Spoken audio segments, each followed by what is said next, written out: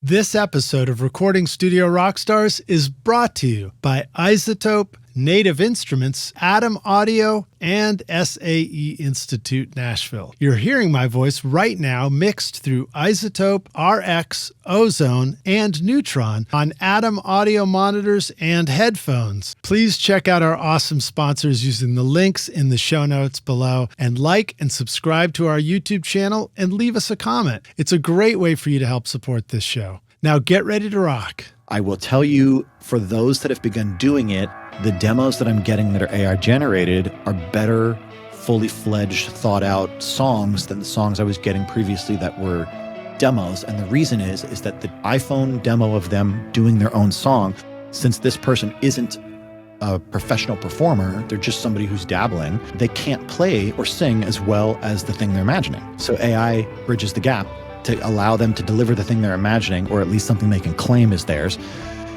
And then they bring it to the producer. And then I hear it and I go, okay, this is what's cool. I like this strumming pattern. The bass is chugging here. And I make my little producer notes. What do I have to keep? And that's really what I'm thinking. What are the things that are going to get me in trouble? If I change this, I break the whole thing. Strumming pattern, general drum groove. I'll always keep a kick pattern.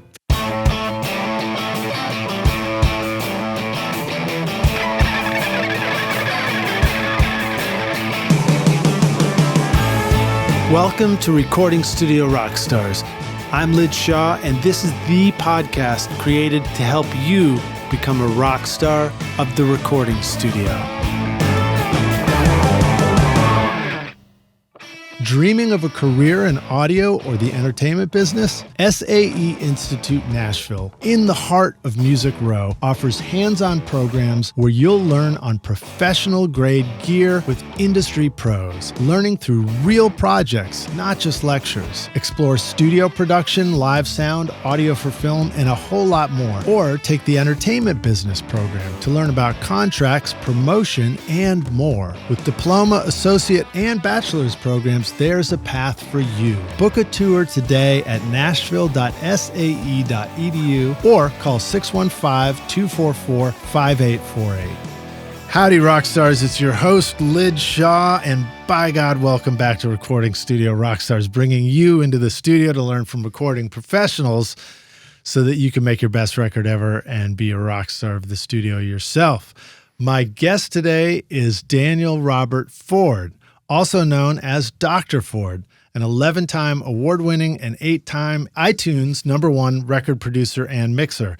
Originally from the San Francisco Bay Area, he studied at Musicians Institute in Hollywood before making Nashville his home.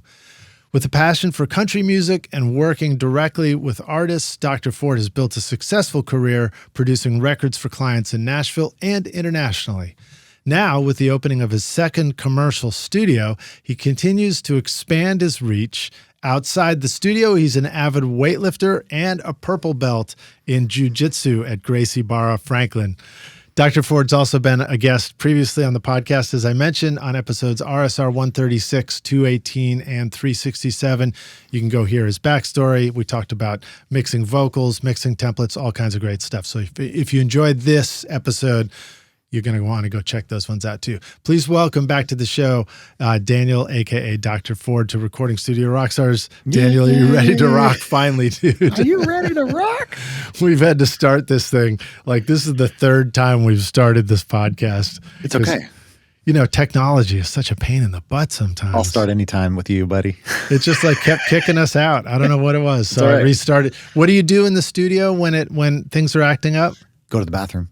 When you restart the computer. Oh, yeah. You just restart everything. You turn everything off and you turn it all back on again. And your modem. That's what they always say. Like, have you powered off your modem? It's the same thing. Right. And there is a scientific reason. It's because the RAM BIOS gets full. And so by powering off for 30 seconds, you're allowing all of that to energy deplete. Was that Sylvester Stallone's second? Was that his follow-up, RAM BIOS? RAM BIOS. No, I think it's like a German heavy metal band. Yeah. RAM BIOS. I could totally be wrong. That could have just been a horse pucky right there. What's that game, Balderdash, where you just like make stuff up? We're doing studio Balderdash. Oh, yeah. I love doing studio Balderdash. I mean, that's what songwriting is, right? That's fair. I mean, let's just jump right into that, man. Songwriting. Balderdash. Balderdash. How much do you find yourself involved in the songwriting process? You know, whether you're crediting as a songwriter or whether you're just jumping in to work with the artists that you're producing. It's a good question. Okay, so it depends on the scope of the contract that's presented to me, and that's very much per client. They're all very different in their needs. So really, if you're talking about the role of a producer, somewhat is a chameleon role, because especially those of us who are owner operators and we do all the audio engineering as well, one-stop shop in it, I think you have to be very careful on changing too many things, right? Because then what ends up happening is people go, that's not my song anymore. And this happens to me still a lot of the times. Like, I think I have 2 projects that are open right now that'll probably go unfinished because for whatever reason, creatively, it just isn't doing the thing. And so you have to be willing to put those down, take the ego hit, and just be like, look, we'll do what's best for the artist. I don't know if that totally went off topic, but songwriting, I say all that to say, when people specifically request me to edit, and that's usually what they're saying, hey, you know, I'm not sure about these lyrics, can you edit them for me? Then I'm songwriting as a lyricist.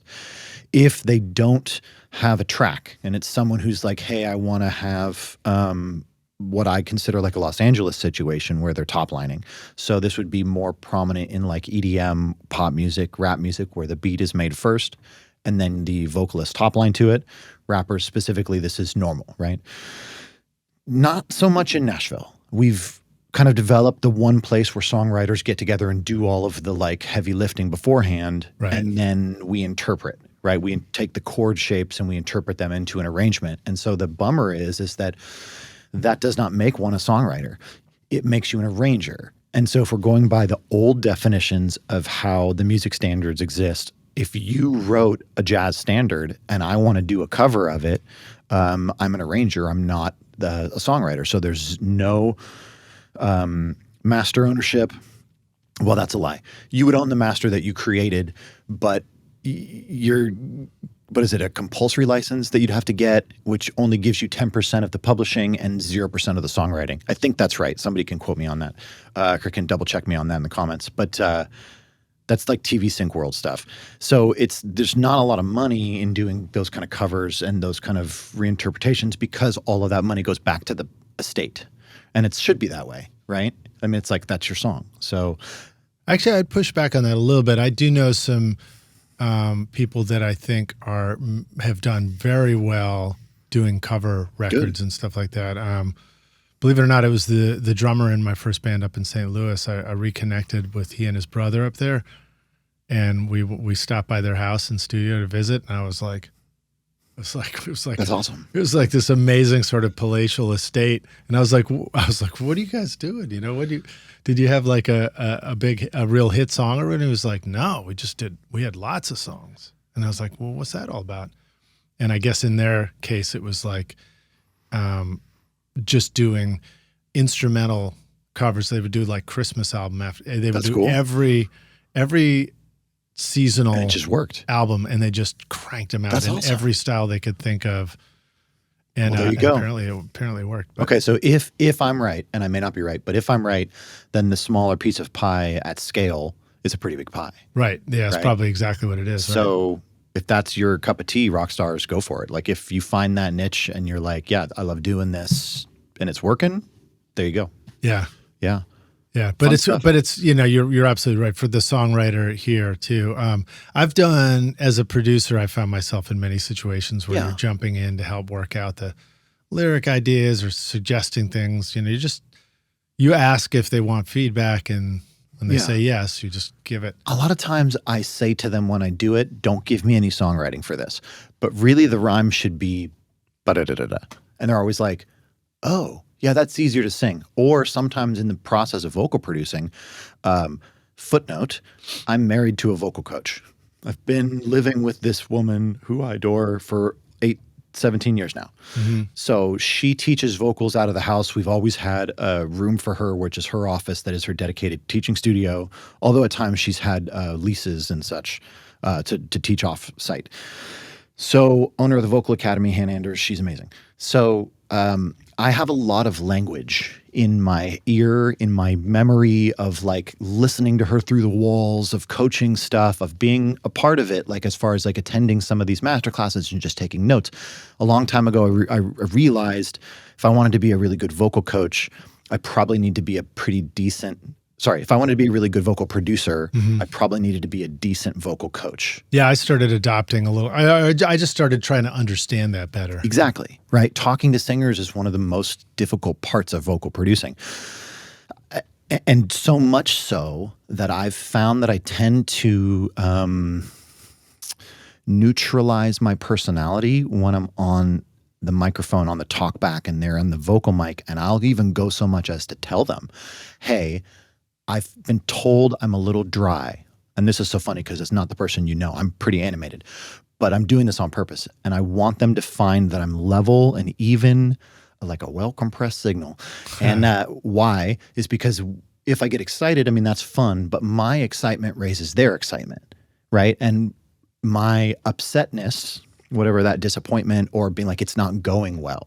If my energy is negative, that comes through the words, it comes through back into their ears. And the vocalist is the one instrument in the band where the emotional response of the instrument directly affects the intonation of the instrument. Right. Right. So vocalists get tense right here. And it gets all bad. It gets worse. Then there's a feedback loop because they start hearing that they're sounding worse. And then you're like, this isn't working. And they're like, this isn't working. And that little demon in their head is like, see, your mom was right. Right? Vocalists should be laughing right now. And you know what I mean? And they're like, your auntie who tells you it's time to quit and get a real job. Maybe she was right because this feedback loop. So like, just to dig into this point real quick, one of the best things you can do as a vocal producer is to maintain an easy cool that it doesn't matter what happens, we're here to have a good time. And I say that I want you to have fun. I want this to be a fun, easy experience. Now, I'll beat you up if you need me to, and I'll tell you I'm going to do it, right? Hey, let's do 10 takes. Let's just knock out 10 takes. I don't want to say anything. I just want you to just like knock them out because I have a feeling take 8, you're going to do the thing I'm asking you for, but I don't know how to talk about it. Right. So let's just shoot. Yeah. Bang, bang, bang. So like sometimes you got to beat them up, but you don't have to emotionally beat them up. So this kind of carries back to your previous question. Do I beat them up on the songwriting? Only if you're requesting me to. Do I beat you up on your chords? Only if you're requesting me to. There are people who ask for it. There are people who don't ask for it. There are people who need it and don't ask for it. And those are the ones where we usually step in and try and like, hey, suggest whatever. And so one of the ways that I found that you can kind of discreetly do that is to be like, hey, I had some thoughts. Here's what it sounds like. And this is just like whole notes on a piano. And then give it to them with the scratch and then give it with the original and be like, do you like one or whatever? And let them hear both ways and they'll make a decision. And if they pick the original, never question it. Just move on. Right. Yeah. Yeah. There's been so many times where I've had an idea and I suggest something vocally and they maybe just go like, yeah, no, I just prefer this. I'm like, cool, done with that, Done. you know? Yeah, move on. Yeah. You know, because a lot of the things are just preference. It's hard to know when you're giving feedback as a producer too. I mean, there are some things that you just have an innate understanding of like, this works, this doesn't work. But there's a lot of times where it's like a gut taste and an impression that something's would be better this way or the other way. And you don't always know. So sometimes I just suggest something and then I have to accept like, it might just be my version of what I like. Somebody else likes this. And so which one, they should go with whatever they like. And in the human negotiating experience that we do every day, just negotiating life, negotiating buying a coffee, whatever it is, they may be looking to turn down a first idea so that they can have a +1 on you. And the next idea you give, they may accept because they've got a +1 on you. Now you're back to neutral. I know it sounds silly, but like if you're thinking about it like blackjack counting cards. Like, what about Jiu-Jitsu? Do we think about it like that? Yeah, okay, that's a whole Pandora's we'll get there. box. We'll get there. It's such a huge change for me and a huge part of my life now that, yes, I do think about it like Jiu-Jitsu, but it isn't the same because negotiations like Jiu-Jitsu, creating music is just its own wonderful thing. Yeah. Okay, so you used the word, what was the game? Balderdash? Balderdash. Yeah. So I think of Balderdash as an early part of the creative songwriting process where you're throwing out, you're just making up words and lines and phrases and throwing things in there and putting in dummy words. Even the Beatles did that on Get Back. In the musical theater world, they call it hubbubbing. So when you're chorus and your job is in the back and you're in the back of the stage and you're making crowd noises, you go hubbub, hubbub, hubbub, hubbub, hubbub, hubbub. That's what you hubbub. That's just what it's called. You guys go in the back there and you guys hubbub a little bit right when they walk in and then quiet down when the first line happens. Because it's not an abrasive, it's not like tick, tick, tick, tick, tick, tick. You know what I mean? Isn't that funny? So, just to like impersonate the audience as if there was somebody there. It's balderdash. They're just making up words. That's the theater word that they made. They hubbub. Hubbub, hubbub. I'm writing down hubbubbing. How do you write hubbubbing? We'll find out. ChatGPT, how to write hubbubbing. Yeah. Well, so then the other part of the question I would throw back at you is, in what part of your process do you think of as balderdashing? If it's not in the songwriting lyric part, where do you see balderdash happening in your? I mean, the devious devil in my head of truth, because the truth. Well, there's a great quote and I forget it. It's like how you deliver the truth is what defines you as a human, not the fact that you delivered the truth, right? Like, are you kind about it, whatever. I think that the honest balderdash part is when people come in and they're like so confident that they're like, sure, like I am the one. You've had those calls before, I am right? the one. I'm Neo. Like, this is it. Like, this is the way. And then you have to like kind of smile because you're on like song 3,500. You know what I mean? So you're like, look, you could be the one. And I think that's the moment where you have to like, man, I'm getting old. Honestly, that's the funny part about this is that I'm like, I've been at this for a while now. And so my understanding of the probabilities has changed. Right. And I think that also affects how I handle kid glove, walk on eggshells with my artists in the best of ways. Because when the pressure's off, I think that's when people thrive creatively and feel like they're being respected and heard the most. But if you put the pressure on, the pressure to perform, the pressure to fit into the box of Nashville or any pop genre, billboard, whatever thing that you have to do, like label pressure, A&R pressure, if you put that on them as the producer, it's like, yeah, you're doing, quote, what's best for them. But are you doing what's best for them creatively? I don't know. Maybe this, like, okay, I got this one dude, Michael Custer, who I adore. He's a great client of mine, great artist, great friend. He's been with me since the COVID years. Love Michael. He's like become like one of my favorite, like every couple months I get a couple songs from him and and all the guys love it because it's like, yeah, we're doing some Custer tunes. Okay. Love Michael Custer. Michael Custer likes to do prose. Like he just likes it. So he writes this poetry in prose and it's not song lyrics, it's poetry and prose. And then he brings it to me and we talked about it. And I was like, okay, do you want me to like, quote, fix this and make it songy? Or do you just want your poetry and prose to be over country music and you want to like do your thing? And he's like, I just kind of want to try doing my thing. Can it be okay? That's kind of wild because that's what we do with my guys here is we do something we always call poetry scores, where we're taking poems and then different people are sort of composing them into songs. But we've also done the thing where sometimes the poetry is just over the top of music and we've done variations of that. But it's cool to hear the country version of that. Well, but he's on beat. You know what I mean? He's definitely doing the song, but when he writes it, it's not conceptualized as a song. It's like, this is the stanzas of poems and they make sense if you read them. Because he's talking about his life or his wife or whatever. I guess there's a old American folkness about it that's less formatted. It's just like more the open. bard, the 12 verses. Groups of 6, which are so interesting, which take me down another rabbit hole. That's the AI flag, and we'll talk about that later. But bar counts are changing in modern music, and it's halfway due to AI. Well, we talked about that in a second. Bar counts are changing. So like people who, was the norm is cycles of 4, right? 8-bar chorus, 16-bar verse, right? That's the norm. So like when we start changing the norm, things colloquially get known as like, okay, verse 2 should be half as long. Let's get to the chorus faster. We call that the Nash half, right? That's like a colloquialism. It's called the Nash half. I've never heard the Nash half, so I'm learning new colloquialisms. I can't even say colloquialism. Colloquialism. I can spell it. Collokwialism. Colloquialism. That's a YouTube short right there. I am not a spelling bee champion. Okay. That was pretty slurred at the end. So yeah, that's a Music Row term. They call it the Nash half. And basically, if you had like a 16-bar verse, then the second verse is only 8 bars.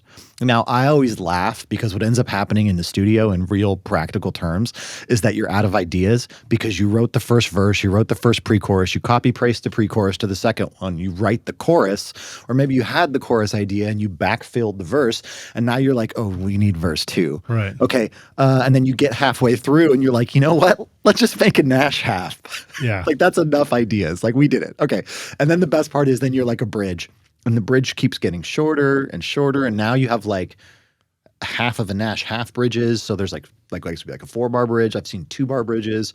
They're like, get to the point. So that's interesting because I brought this up. Maybe it was Rick Beato that I heard it on or something, but this was this idea of the loss of the bridge in music, you know, in new music and certainly young people's music, and new music is young people's music usually, right? But you're seeing the bridge still exists in country, but it's sort of like disappearing. Yeah, but it's everything's radio format, right? Everything the labels suggest is to make it shorter. So anything you're going to get from that side is about formatting. And then the new ethos is if it's under 3 minutes, they'll just play it again. If you want to hear more, they'll just play it again. Like that's what's happening, right? And it's true. I watched TikTok videos multiple times because I thought it was cute or whatever, right? Like I'll watch it a couple times and I'm like, you know what? I want to reward that creator a few views, and I'll leave it going if I like somebody while I'm cooking because I want to give views to people. So like I get it. It's just not just because your hands are dirty and you can't really reach for the phone right yet. That's too. That's what I do. Yeah, and I have a dog like pawing me. I always wondered like why you know reels and things they just repeat. They just play again and they play again. I guess sometimes you want it, but other times you're like, come on, dude, just go to the next one. Oh yeah, going to the next one would be interesting. I think that's just a preference. I don't know. Oh, you think so? Yeah. Well, no, they probably want to keep you because they go to the ads. But yeah, fascinating. The world is changing so fast, and it's really interesting to watch if you can zoom out and be a spectator of the universe. It's really interesting. What a time. What are you seeing in terms of where music is meant to live when you're recording something? Are you do you feel like you came from an idea of of loving a whole complete song, and songs are thought more of in sort of soundbite fashion for social media and TikTok clips and things like that? Like what's that song? If I was to put on, I don't even know if I see him so much more now, but earlier there was some song that was like no, and it would like be that was on every video. And you're like, oh, that was the trending audio. Yeah, it seems so perfect for those, you know. Yeah. And I have no idea what song that is or where it came from, but it just became this sound bite. So there's one of those videos, and it was this young kid, I think from like Arizona or New Mexico, who did it, and it's like a pretty famous song, and I can't bring the song to memory right now, but they brought him up to perform for something and it was pretty bad. And they realized, they were like, oh, it doesn't always equate, like a meme song fame because it's super cool, it doesn't always equate to a live performance. Right. And I think that's an interesting kind of learning. But at the same time, if that was dude's like first gig and you took him from bedroom to the big stage, like no wonder you get what you paid for. Like let this person have a time to shine. Get him on stage. Let's work out the kinks. And again, this is all I do is work with artists, but it's like it takes a long time for artists to really get their sound. And everyone's like, well, I'm going to build my sound. It's like, you don't even know what your sound is. And you won't know for years because the fans haven't told you what they like yet. You know what I mean? The key fans that respond to stuff and you get that interaction, like that's the stuff that builds your sound as an artist. Oh, this works. This doesn't work. Native Instruments supercharges your music production with Complete 15 featuring Contact 8 new machine hardware integration and cutting-edge synths, samples, and effects. Contact 8 now gives you the chords and phrases tool for instant inspiration, the Leap tool for dynamic looping, and Conflux, a hybrid instrument for blending organic and synth textures. Plus, Machine 3.0 is here, giving you seamless control over Native Instruments gear and the latest NKS-supported hardware. Use the code ROCK10 for 10% off at nativeinstruments.com. Are you working with artists and discussing like how this might be useful in social media, or is it more like you make the song and then an outtake from the chorus just might be a good clip for? And like, what does that even mean? Is it that the music that succeeds in that world gets used as the bed for somebody else to make a video on top of, or is it like artists are just making shorts of them doing their own little chorus and that gets trending? Well, I can tell you, without naming names, that one of my artists uses a business in town, and they were able to garner 1 million impressions on said artist's song by putting it with creators on TikTok who put the song behind them doing whatever it is they do. Right. And that is a paid service. And at the same time, it's just showing the music off. So yeah, there's definitely that kind of stuff happening in the background. You know, you can never not have an exploitive system, right? For it to work and for it to earn money, it has to have some shady parts of it. It has to be useful. Yeah, it has to be useful. So funny. You just said some shady parts in it, and I just said it has to be useful. Yeah, but it's not useful if it's not gray, right? There has to be ways to cut corners. Like, I'm not going to say like it's morality based because I think that we should be good.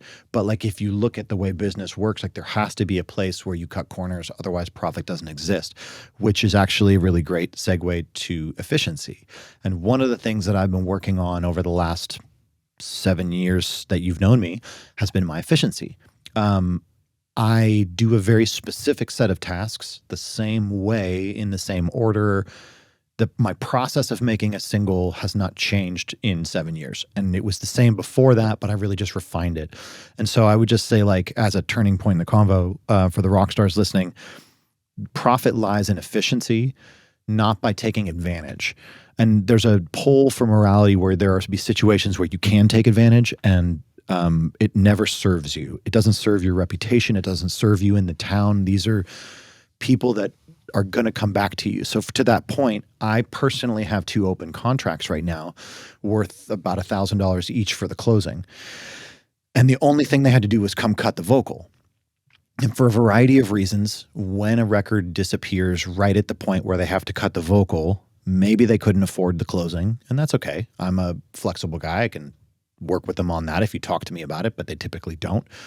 Or for whatever reason, they're not able to deliver on a vocal standpoint. And since we're at the point where it's up to them to do their part, and then they're realizing they're not capable of delivering, that's when it can also crumble. And I can't take that as an ego hit. I have to just be like, dang, okay, they're feeling bad about themselves. And if they're not coming to me and I can't fix this, what do you do? And I don't want to sue anybody in small claims court for not finishing a song with me. That sucks. You know what I mean? So my general thing is because you'll be in the midst of a contractual agreement that doesn't complete but it's, you know, the truth is, I mean, that's just another version of the partnership story.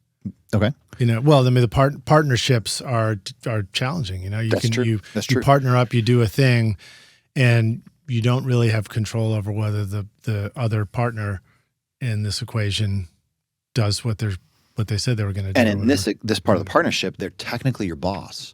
Like if we're drawing out qualifiers, they're the executive producer and I'm the producer, right? Because they're paying for it, and they're the owner, the master. So they're the one who gives you the orders, and you kind of do what they say. And this also is kind of backfills to the talk about creative and how deep I get in the creative side, is that only if I'm invited. Right? Because a lot of people hire me. Okay, so like in the TV film world, Megatrax just sent me a batch and they were like, hey, we need this many produced. I've been with them for 20 years. That's a great company. So they'll be like an order for an album. Be like, and then I get to just do me. You know what I mean? Because it's like it's instrumental albums. It's to spec, so they have specific timing requirements for the way they're going to splice stuff up because it's TV film sync. But it's like, okay, then I'm the composer. And I write it all, I make all the charts, and then I write all the melodies and kind of like plunk them out on piano, and then I bring in my musicians and have them recut it, and then I retain all the songwriting and publishing. That's fun. Does it tend to be in the style that you're already in a comfort zone with? Yes. It's like country and rock. The beauty of focusing and specializing is that your brand does get known, and you get really good at the thing that you're really good at. And good segue to jiu-jitsu. In jiu-jitsu, they call it your game, all right? Because you're wrestling. It's a sport. So you have a set of moves that you have gotten proficient with, that you like, that you train. They seem to work with you. They seem to work with your body type. They seem to work with opponents. They seem to work against opponents of your similar body type. So like you develop this kind of amalgamation of techniques, and we call it your game. And some people like to play different positions, and I won't get into the jargon, but like you favor one position and you favor these moves, and that's kind of your game. And then everybody has like an A game and a B game and a C game when things go wrong. Yeah. And that kind of is like what we're doing here. My wife has a quote that she didn't write. It's a quote she loves, and I don't no idea who said it originally, but it's be stubborn about your goals and flexible with your methods. And I really like that quote. She always really liked it too. But it's like, yeah, my goal is to be a producer. I make country music or whatever it is. My country music was never even my goal. I just loved it, right? And then along the way, you get the least amount of resistance, and then you get the most amount of acceptance. So you're originally from Bay Area, San Francisco, yes. right? And were you growing up listening to country music and digging it even at that point? I was, yeah. Like older or newer country? 90s country. 90s country. So I was born in 1980. So I grew up with two older sisters, Rachel and Jessica, who are 7 and 9 years older, depending on when you ask in the year. And they were 80s kids. So all of the like new wave stuff, all that came through my older sisters because they were teenagers. So you got the influence. Yeah. And then when I was in 90s, in the early 90s, it was Garth Brooks and Vince Gill and all that stuff. And then it transitioned into hip hop at the end of the 90s for me, as it did for the entire world, and on and on and on. Yeah. Yeah. That's wild. So the efficiency, I agree. And, you know, I find myself always sort of caught in a place there where I love to run my studio very efficiently. It makes me feel good when the session's going efficiently.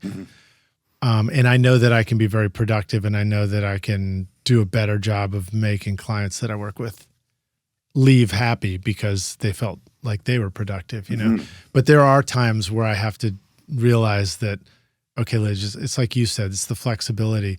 There are times where I have to realize it's time for you to just stop, just slow down, just stop, just take your foot off the gas and let this go at the pace that they want it to go at right now. Yes. You know? Yes. It's like that balance of those two things. I have a lot of training in sales, and that's from my time as real estate before I went into music school way back when. And it's very interesting to shift mentalities from like sales mode into like producer mode, because they're two different Daniels. You know what I mean? Like Dan the salesman. Two different Daniels. Yeah, they are. No, Dan the sales guy is like, my accounts are empty. We've got to get our sales in. And like you start going through all your little, you know, checklists of like, all right, check in with all your people and see when they need it. And let's get some dates on the calendar. And tentative dates are cool too. Just let's get something on the calendar. Like, you know what I mean? You start going through your processes of business. And then when I'm finished with that and I'm like, all right, I've done all I can. And then I can throw that off. That shifts gears. Now I can say, at least I can make an exhale and I can say, I've done all I can. Now I can be creative. I'm not like, that may sound trivial, but it helps me to wear different hats for like a different moment. And this is all just in my head, you know, obviously. Yeah. But then you can shift gears because you can say, no, I just did like 4 hours of sales. I'm good for the second, whatever. I got a bunch of new business on.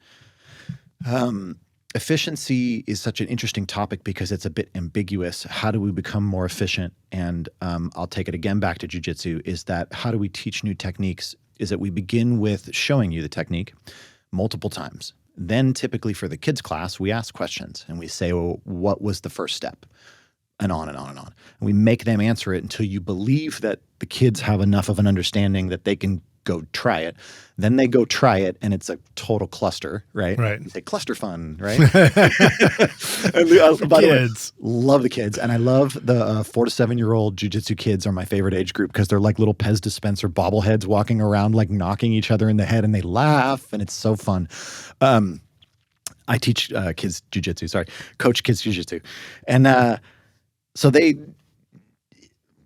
drill the technique, and then you bring them back in, and then you teach them more stuff. But generally speaking, so it's show it, questions, drill it, and then elevate it. And so from there, you say, now that you've learned the technique, what's next?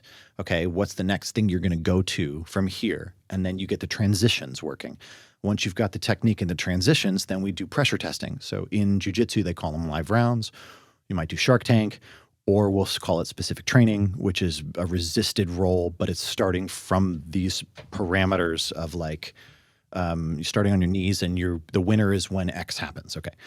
So one could consider that it's the same as a session. I'm building a song is broken apart into the rhythm section and the leads, right? So like the first thing you're going to do is you're going to go through all your Pro Tools session and make your markers and get your chart, and you're going to look at your arrangement and decide your instruments. You're going to do all the pre-production stuff. The next thing you're going to do is you're going to start your tracking. And I'm going to just talk as if you do tracking the way I do tracking, which is more Los Angeles than Nashville. Nashville used to be Bandit once. Now I prefer one musician at a time. Overdub mentality. I just prefer it. So I start with guitars, then I bring in my bass player, then I personally do drums and keys. The track is more or less ready. You're playing drums, or are you programming? Sometimes. Both, yes, sometimes. And that's a thing I've been kind of working on, is getting back my drum chops because I let them go. So the drum kit is set up in my new studio, and I will be soon purchasing all of the rig to mic it all up, and then we'll be doing that. Deliver my track to them, and then I get vocals either come in and record with me, or if it's remote, they'll send me their files, and then finish that, send it back to them, and then it's like last minute overdubs. And what I found is that anything that exists in the auxiliary folder, like banjo, fiddle, mandolin, pedal steel, dobro, harmonica, that kind of stuff, background singers, it's sort of like it's not the core punk band, right? Anything of that nature wants to be after the lead vocal, because they all want to hear the lead vocal, and they want, especially the background singers, they want to know where the pocket is, and they want to be able to match up tonality and feel, and is he kind of nasal? Is he in the back of his throat? Right. Like, so timbre wise, background singer needs to hear the lead vocal. But beyond that, fiddle player, mandolin, when the person's finished singing, they want to put ornaments in the holes, right? So like you have to give them that opportunity. Otherwise, you're just going to have all the fills in the wrong place. So oftentimes too, I'll send it back to my lead guitar player, Chris Condon, shout out Chris Condon, and be like, hey, can you give me some deedly-doos or noodles or whatever you want to call them now that the track is finished? Like some diddly-doos. Some diddly-doos. That's the Jack Black or Wayne's World. Little balderdash. Yeah. And then there's last-minute overdubs. And I think last-minute overdubs are necessary. Last-minute overdubs are commonplace. And the more records you do, the more you realize that like mix recalls and last-minute overdubs are not a sign that you screwed up. You didn't do anything wrong. You're not the worst producer in the world. Stab yourself in the heart. I can't believe they don't like the hi-hat. It's fine. Exhale, bro. Just fix it. Just fix it. I had this recall. I've never met this human. This is off a Sound Better lead, and they sent me an AI track.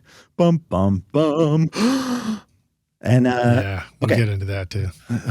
So I got the AI track, and I was like, this is pretty hip. I like these 12 things about it.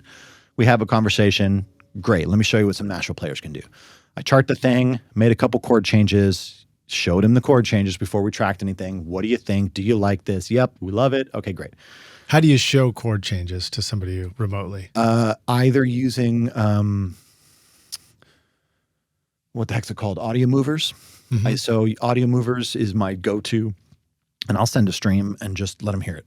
Hear what though? When you say chord changes, is it piano you on guitar, usually. Or piano, or piano something for like me usually? Well, that's my first instrument, right. Piano. Well, drums and piano. Okay. And then both percussion instruments. Yeah, I agree. Well, and I went to piano because I was a drummer, and I was like, I need to be able to compose. I need to learn the piano roll, whatever, for what we want to do. Versus switching. I can strum a guitar, but when people ask me if I play a guitar, I typically say I can strum a guitar, but a campfire is really— I was just trying to picture if you sent an email with some chord charts in it, and you just looking at it and go, that sounds great. Yeah. No, I play as dumb as possible on this stuff because I want it to be painfully obvious so that there's no mistakes of what we're doing. Right. I don't want anybody to ever be like, oh, I thought you meant something else. No. This is what we meant. And the reason behind that is that recuts charge. So efficiency is also about not making any mistakes, because if it's my mistake, I got to fix it. Right. And if it's your mistake, you're paying for the studio time. Right. And that's not to be a jerk about it. We talk about these things. So like my one song package is all inclusive, right? It had line items. Both my guitar and bass players, Chris and Caleb, are included in my package. They're prepaid. I get my deposit. I immediately pay my musicians. How do you feel like you arrived at the appropriate dollar figure to put on a flat fee for a song arrangement? It's difficult. It's very difficult. There is a range of fees that exist within your market. And if you do not understand the market ranges that exist in your territory, then you are just wildly pricing yourself and, quite frankly, probably pricing yourself out of the competition. Right. So, for example, I got a client who is not in my niche, okay? This person was referred to me because they are not happy with the person they typically have now, and they're looking for someone new. I volunteered and said, hey, I'm happy to take you. I'd love to work with you. Amazing singer. I'm just not, that's not what I do.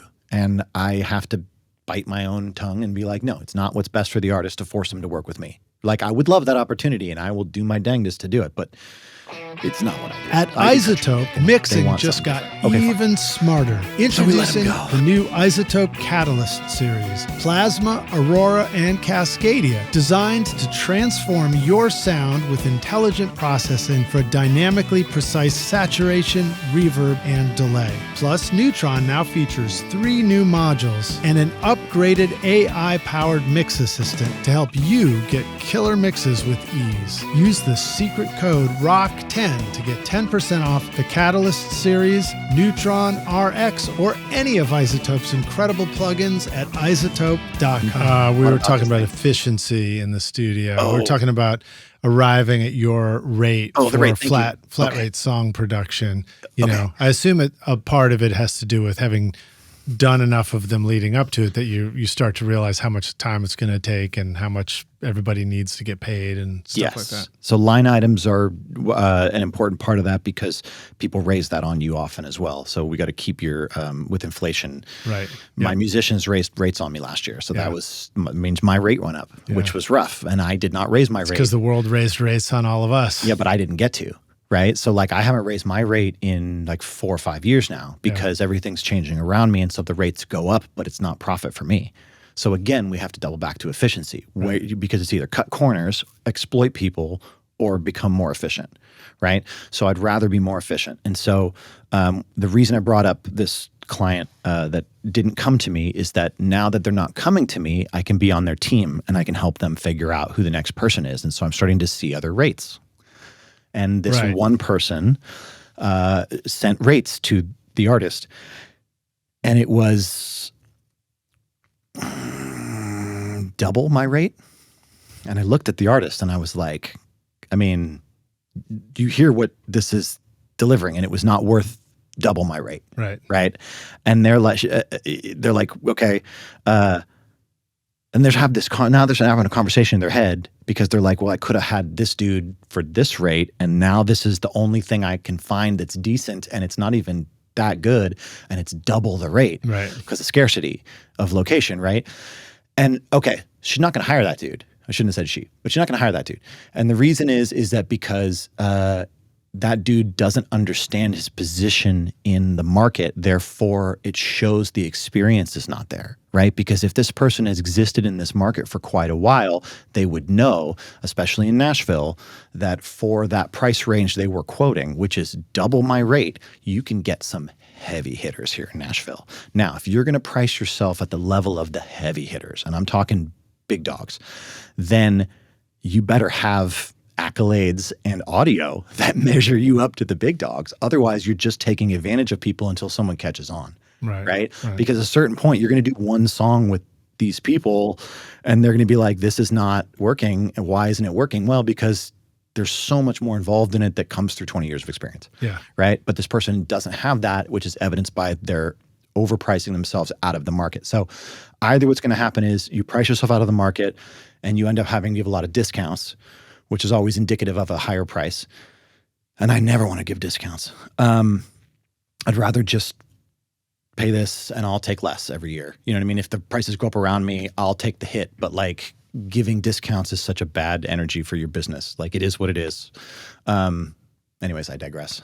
Well, I mean, some say that it's better to keep your rates high and offer a discount than to lower your rates. If you're trying to figure out how to make an adjustment in a situation. I'm not describing yours. No, that's one topic. I mean, look, there's a million ways to do this. I just know the one that seems to work for me, and you have one that works for you. And if everybody gleans the best parts of both of our situations, they got a pretty good situation of wisdom. So that's good. Yeah.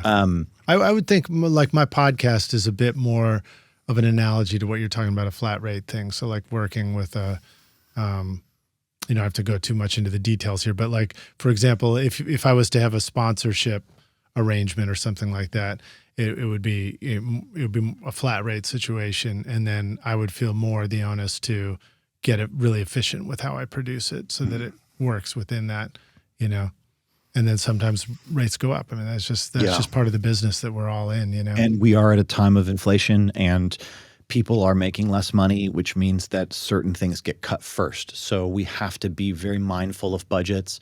One of the things that I always take the standpoint that I make creative offerings.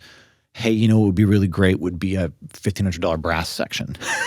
But I make those creative offerings knowing that it's super expensive, and I always caveat them, be like, hey, I know this is a lot of money, and I have there's no pressure on this, but it would be super great if you did this, it would be really awesome, but like, don't worry about it if you don't. Like, right.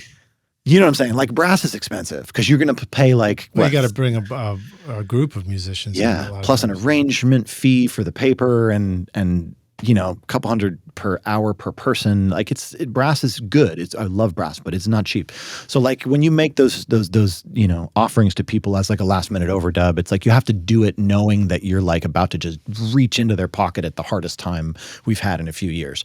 So like you got to be kind with that stuff. And just be, don't worry what stuff gets shut down. And at the very least, mock-ups really can help sell something like that. So if you've got some native instruments, whatever, mock up your idea, send them some reference tracks, and like be like, here's what I'm thinking. If there was budget for it, you got to go into sales mode for that and sell it. But only sell that kind of thing hard if you think you got a chance at a big record. And knowing that is really tough. Yeah. You mean like if you're working with a client, the record will do well, or if the big record means after they do the one song, they're going to want to do a full record worth of them? And I think either of those scenario works. Yeah. I mean, if it's a question of winning the client for like an album, then yeah, you got to pull out all the stops. I'm thinking more about like if the record has some money behind it, like if they're going to put a marketing push behind it, if you know, because there comes a point where it's like if the song's going to sit on a shelf, then like convincing them to spend $1,500 on brass, it's like, does it matter? Yeah, no, it depends. Some clients will still, some clients we might work with are making something for their own like life experience. Like they just really want to make this one beautiful thing. Definitely make the suggestion. And it can be totally worth it for them too. Yeah, but some are in it because it's their career and it's gotta the numbers have to add up at the end of the day, so they gotta be able to make sales somewhere, whether it's selling a record or whether it's streams or whether it's this takes them to a next level.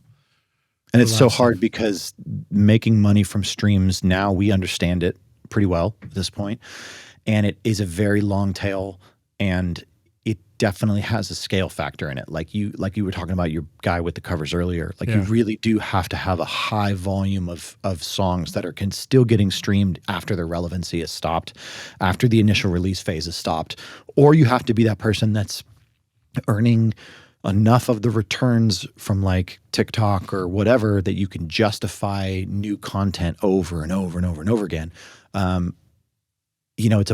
It's interesting. The TikTok conversation is really interesting because, it's here, it's gone, it's here, it's gone, but there will be the next thing. I wonder if when you talk about like restreaming it down the line and stuff, I wonder if for some reason this popped into my head, this idea of making things that sound dated. People talk about wanting to avoid that sometimes in production, like the big snare in the 80s. That's obviously like a thing.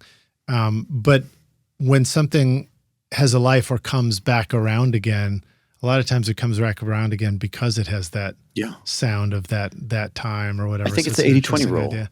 You know what I mean? Like you can 20% get creative and do things that would quote be dated, and it's cool because it's surrounded by the 80% that is working and makes sense. And then you're a little different. But if you go all in and expect it to survive, it can't, because it doesn't have the sonic through that everything else on the playlist has. Right? We haven't gotten an ADAT plugin yet, have we? No, but I know there's people are making plugins of like digital tape machines and things like that. I bet you there's one like Acoustics or something. Yeah.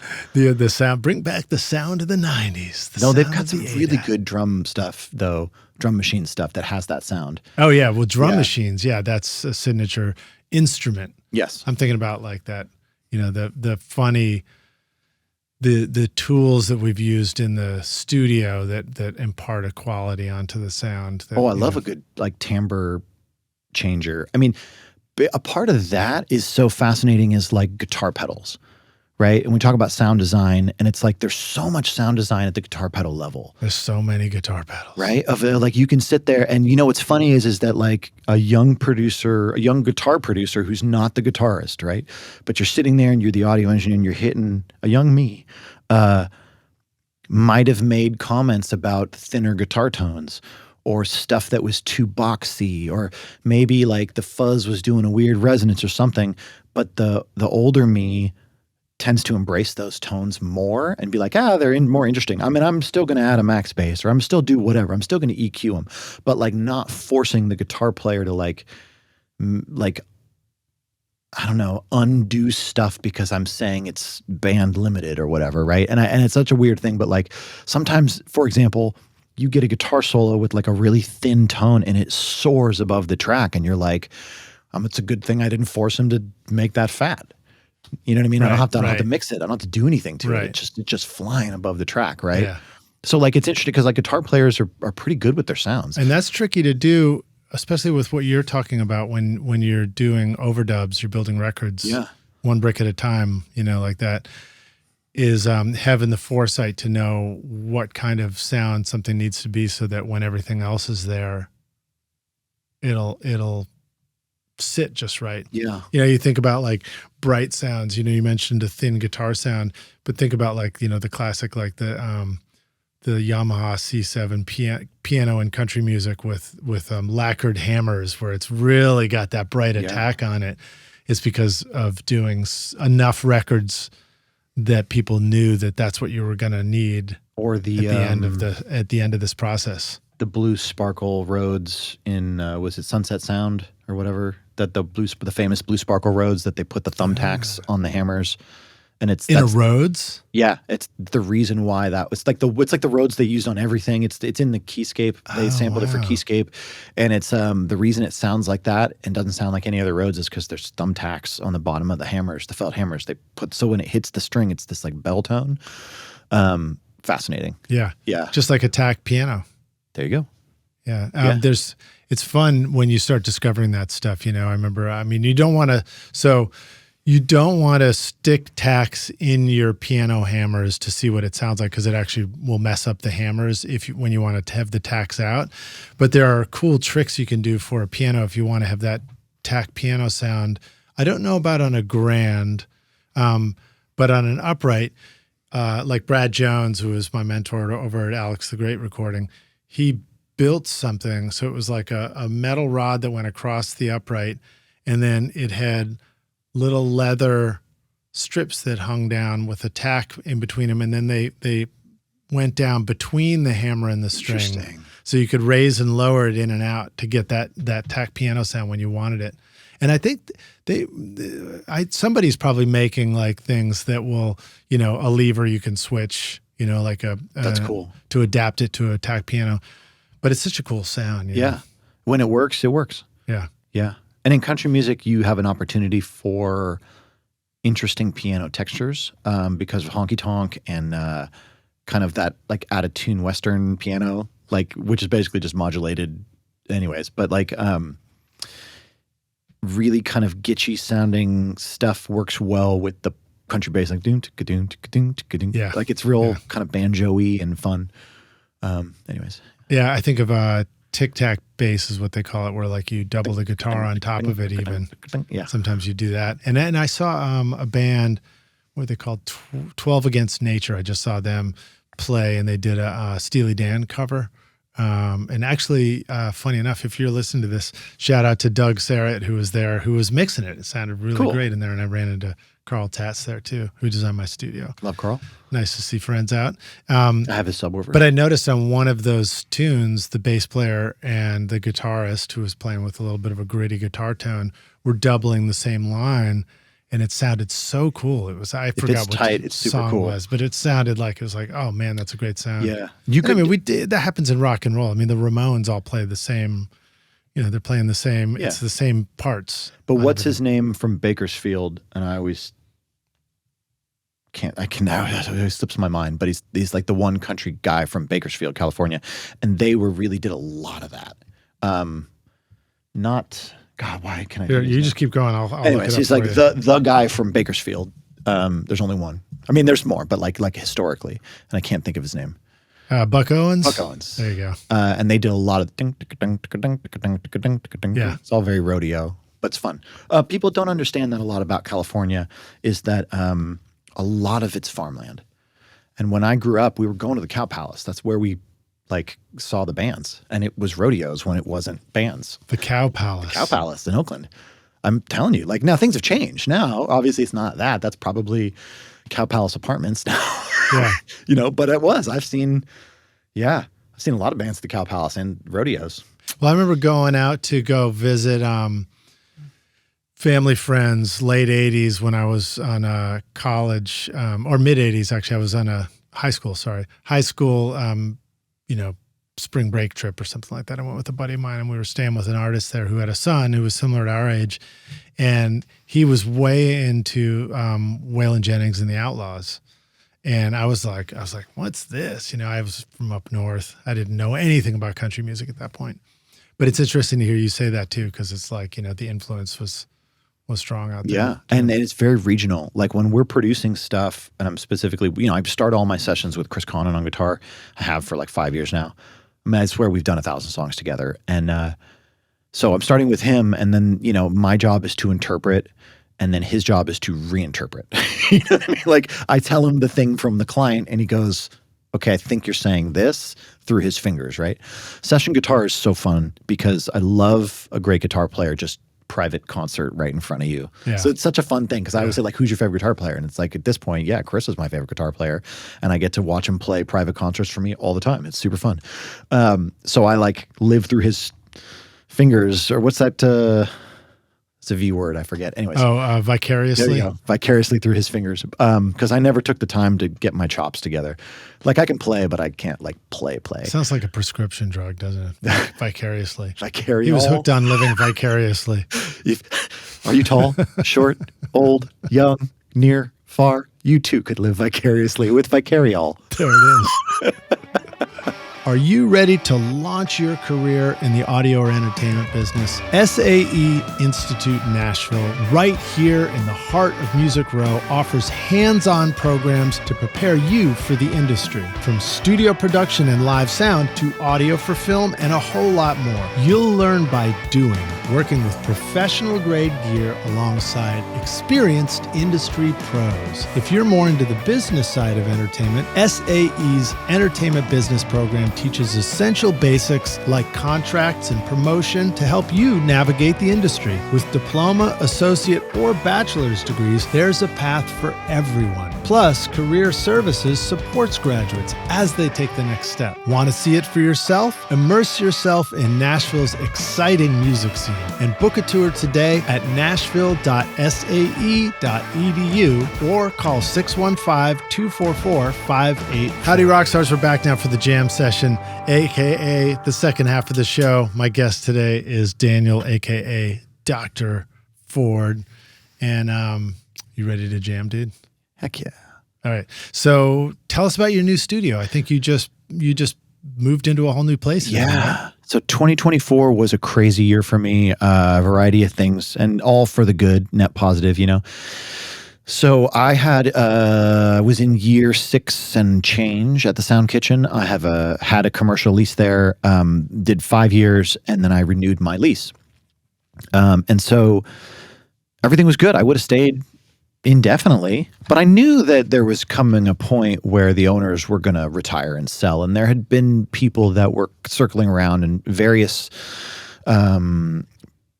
people that were unsavory had come throughout the years and tried to like take it, by swindling and stuff, as happens, I'm sure. And, it is your job as the business owner to fend them off. And it's sort of funny to think about food. If somebody's unsavory, does that make them sweet? No, salty. That's what it is, that's right? Good. That's good. No, unsavory. That means you lack depth and no, it's bland. Bland people. Yes. All right. So continue. So you built a new. I think you told us sort of part of a bunch of the story too last time, probably, because I think it was just getting ready to happen. No.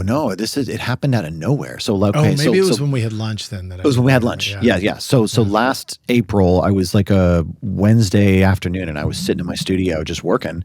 Tuesday or something like that. Anyways, and the owners texted and said, "Hey, can we come in real quick?" And I was like, "Yeah, come on in." And I had seen two ladies that I thought were realtors because they just had like that look of like kind of corporate look about them. Yeah. And I just figured they're realtors. So in the back of my head, I was like, oh, I think they're going to sell. And maybe they're going to tell us that they're listing it or something. So don't be surprised if whatever, right? So I was like, yeah, come on in. So they came in and they were like, hey, we need you out in less than 30 days. And I'm going to cut to the chase on the story because I don't want to get too deep into stuff that I shouldn't talk about. We need you out in less than 30 days. We've already sold it.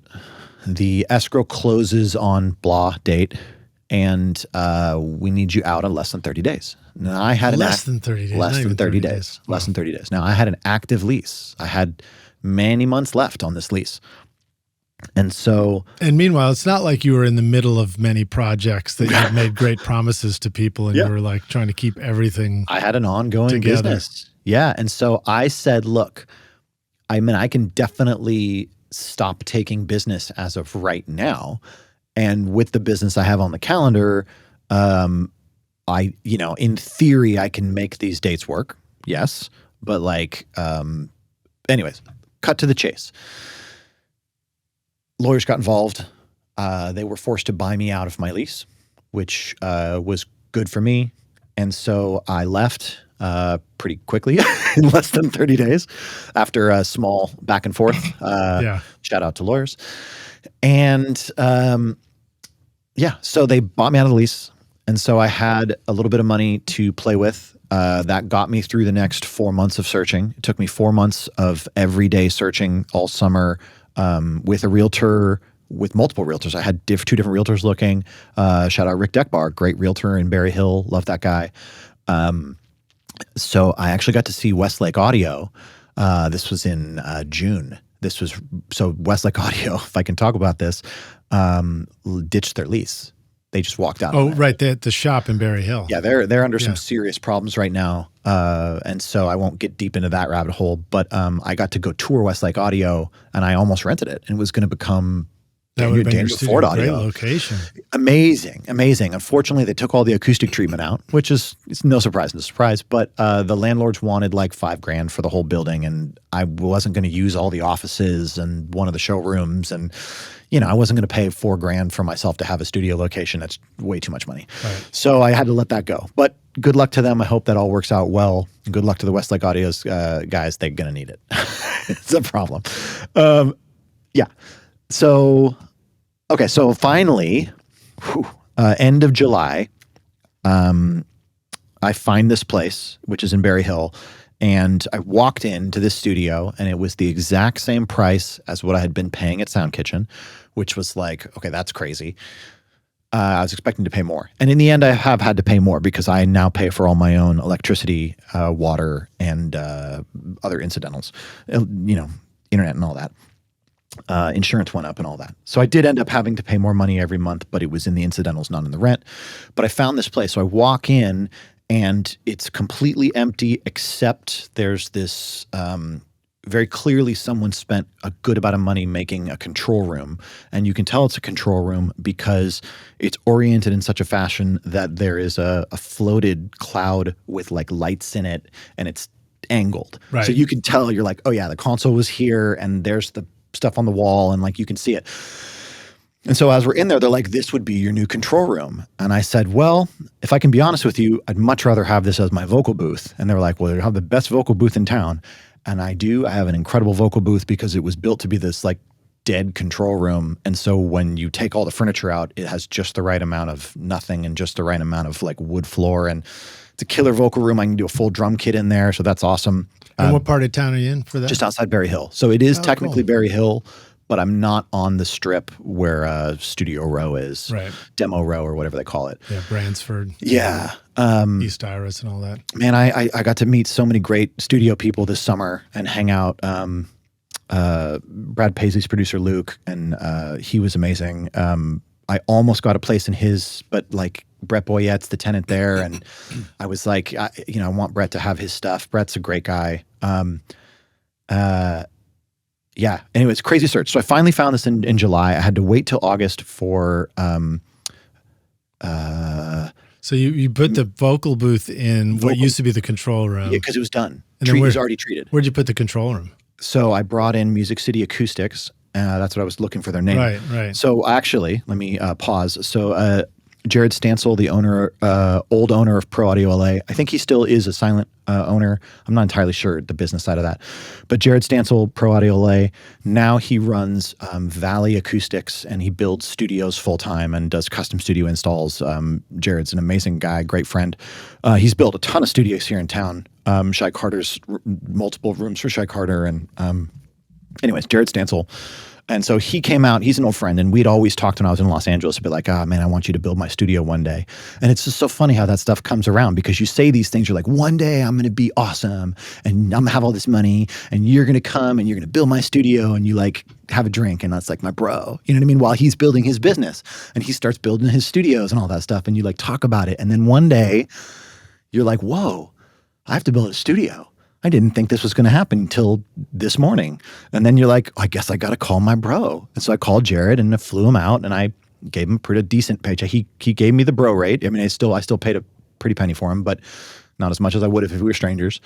And he stayed with me a little bit, and then he got his own place. And so he did the layout, and then Music City Acoustics just did his design, and I used all my old gear. So I owned all the equipment. So really it was just putting in gobos as like partisan walls. Mm-hmm. And then we developed an acoustic lens basically, and then clouded the whole thing, and then did a ton of these kind of panels on the walls. And then, yeah, it took like a 4-second reverb down to like a 0.2. Wow. And then in the pocket, it's nice and tight in the pocket. And then you can kind of hear some reverb tails, the clap tails like behind you a little bit. But when you're mixing, it's nothing that you pay attention to because there's fresh audio coming at you. Right. And then the vocal booth is surprisingly quiet, which is crazy because when I'm sitting in the control room spot, I can hear like beep, beep, beep of like cars and like city stuff outside, but it doesn't get in the vocal booth. That's great because the vocal booth is built so well with double walls and everything. Yeah. And it's a secondary insulation or secondary insular cell, I guess, if that's the right way to say it. I might sound like an idiot there, but if you think about the way sound travels, that beep comes in through the door, it comes in through the walls, it gets into the control room, bounces around, it's going to hit the door to the booth, and it's going to kind of just go dead. Right. It's not going to go through the walls of the building, bounce around in the main chamber, and then go through the wall into the your control room is the airlock between the vocal booth and the outside. So you're actually really surprised. You're sitting there and you're like, man, when I first started recording vocals there, this is like October, November, when I was really kind of getting used to it. I was paranoid. And then I went in and I was listening back, and you can't hear anything.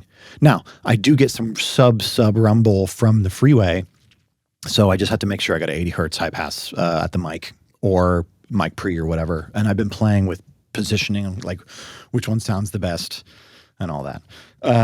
So yeah, the new studio was crazy. 4 months of no income. I think I like drained like a $20,000 bank account just living and just keeping everything going, and the car payments and the mortgage and the groceries and all those clients that got pushed. And then, the cost of a new studio was about $40,000 to set it all up with the lease and all that. So it was expensive, and I'm not 100% treated in there. It's, tiles. I mean, it's well done, but it's not like I like dropped $1 million, and it was very expensive. But Thank God they bought me out of that lease, and I had a reason, or I had the ability to go forward, and I had the funds because of that. So these things work out, and I want to say thank you to them for that. That's great. It's great that you found the solution for it. And, Berry Hill's a great location. Yeah. So you may find out, in hindsight, that it's such a better spot to be than half my commute. And that's not to say I didn't love it, but I got a half an hour of my life back every day, which is crazy. And the gas and everything, it's so much faster to get to the studio. But Berry Hill's a great place. And the new place is bigger, and I'm by myself in a building. So I can do more. I feel more autonomy. No one's getting in my stuff.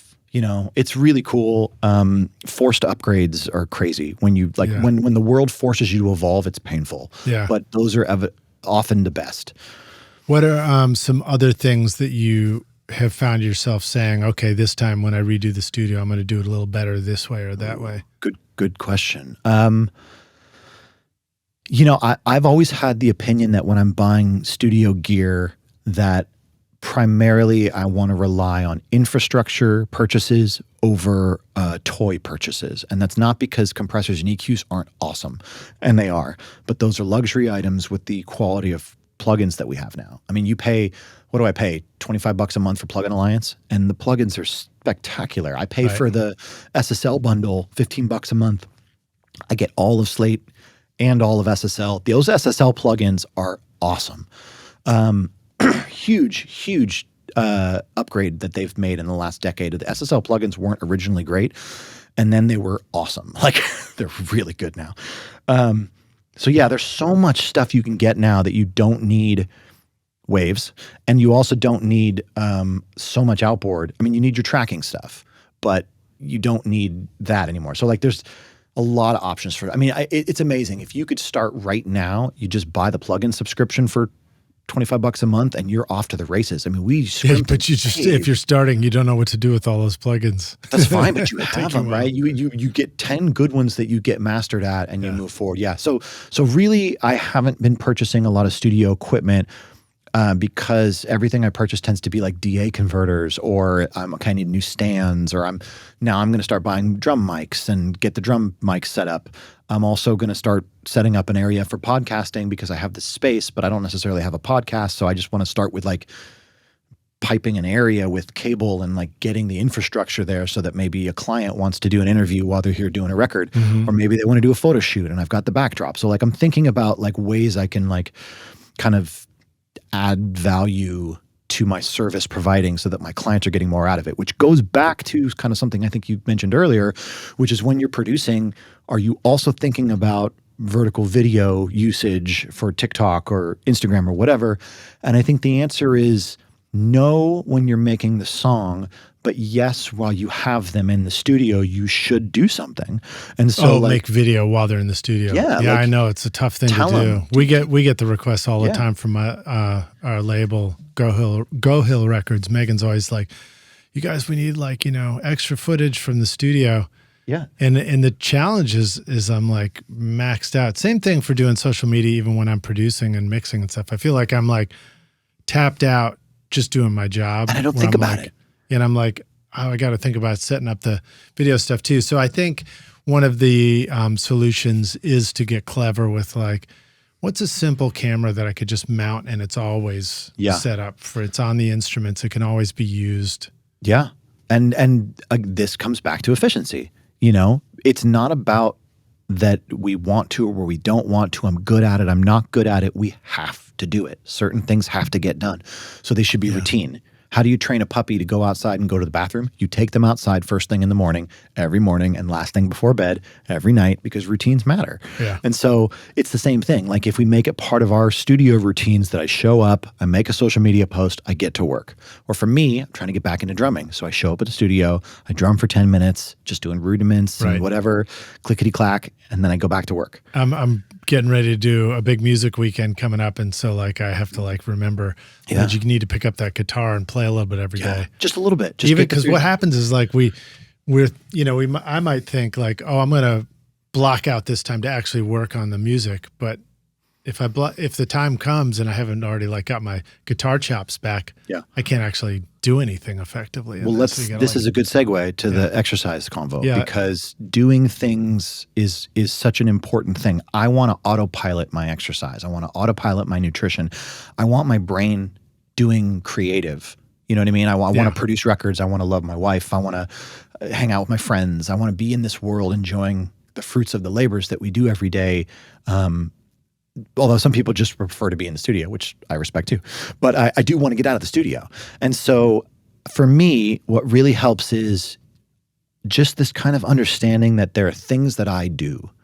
It's not who I am, but who I am does these things. And one of the things I do is I go to the gym at 7:30 in the morning, Tuesdays and Thursday. I know it's not that early, but it's early for me. You know, it's pretty early. No, that's early.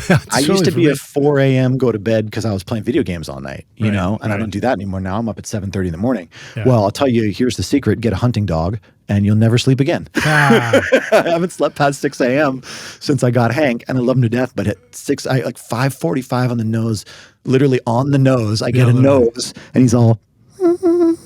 He's ready to get up and go out. Yeah, he's got to go potty. He's got to drink of water. And I'm okay. So I'm a morning person now. So yeah, 7:30 in the morning, Tuesday, Thursdays. I'm lifting. I have a trainer. I've been 2 years with a trainer, specifically because I wanted to maximize this. It's not to say that you can't do it without a trainer, but for me, I needed someone to show me. I think it's great. I've never had a trainer, but I've done a couple of sessions with somebody, and I know. And I've done other versions of trainer, you know, where you're working with somebody who's a mentor. I like giant, like He-Man, WWE looking dudes training me. Like if they're like, you're wimpy. Oh yeah, lift that. Yeah. I want like my big brother, little brother fantasies. Like, you know, that's my big brother. Well, He's awesome. When you have somebody else telling you to just do one more. Yeah. Well, and I love... all of a sudden you come up with this energy to do it. Rock your music production with the updated Complete 15 bundle from Native Instruments, featuring Contact 8 and expanded hardware integration. Whether you're crafting cinematic scores, EDM bangers, or experimental soundscapes, Complete 15 gives you industry-leading synths, sampled instruments, and creative effects to bring your ideas to life. Contact 8 introduces powerful new tools like chords and phrases for instant inspiration, the Leap tool for dynamic looping, and Conflux, a hybrid instrument blending organic and synth textures in real time. And with Machine 3 now available, you'll enjoy even tighter integration with Machine Plus and the latest NKS-supported hardware from brands like Akai,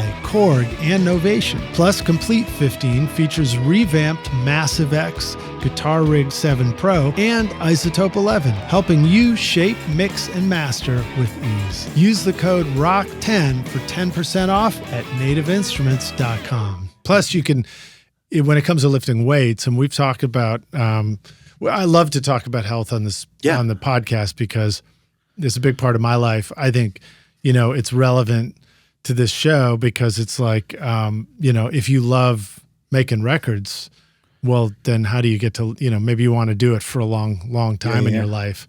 And so we need to be aware of things like staying healthy so you can physically keep doing it, protecting your ears so that you can still hear. Well, the working out thing has been really a massive change for me. And I'll say I can't recommend it enough because I feel like this world needs more power nerds. More like roided out band geeks. You know what I mean? Like seriously.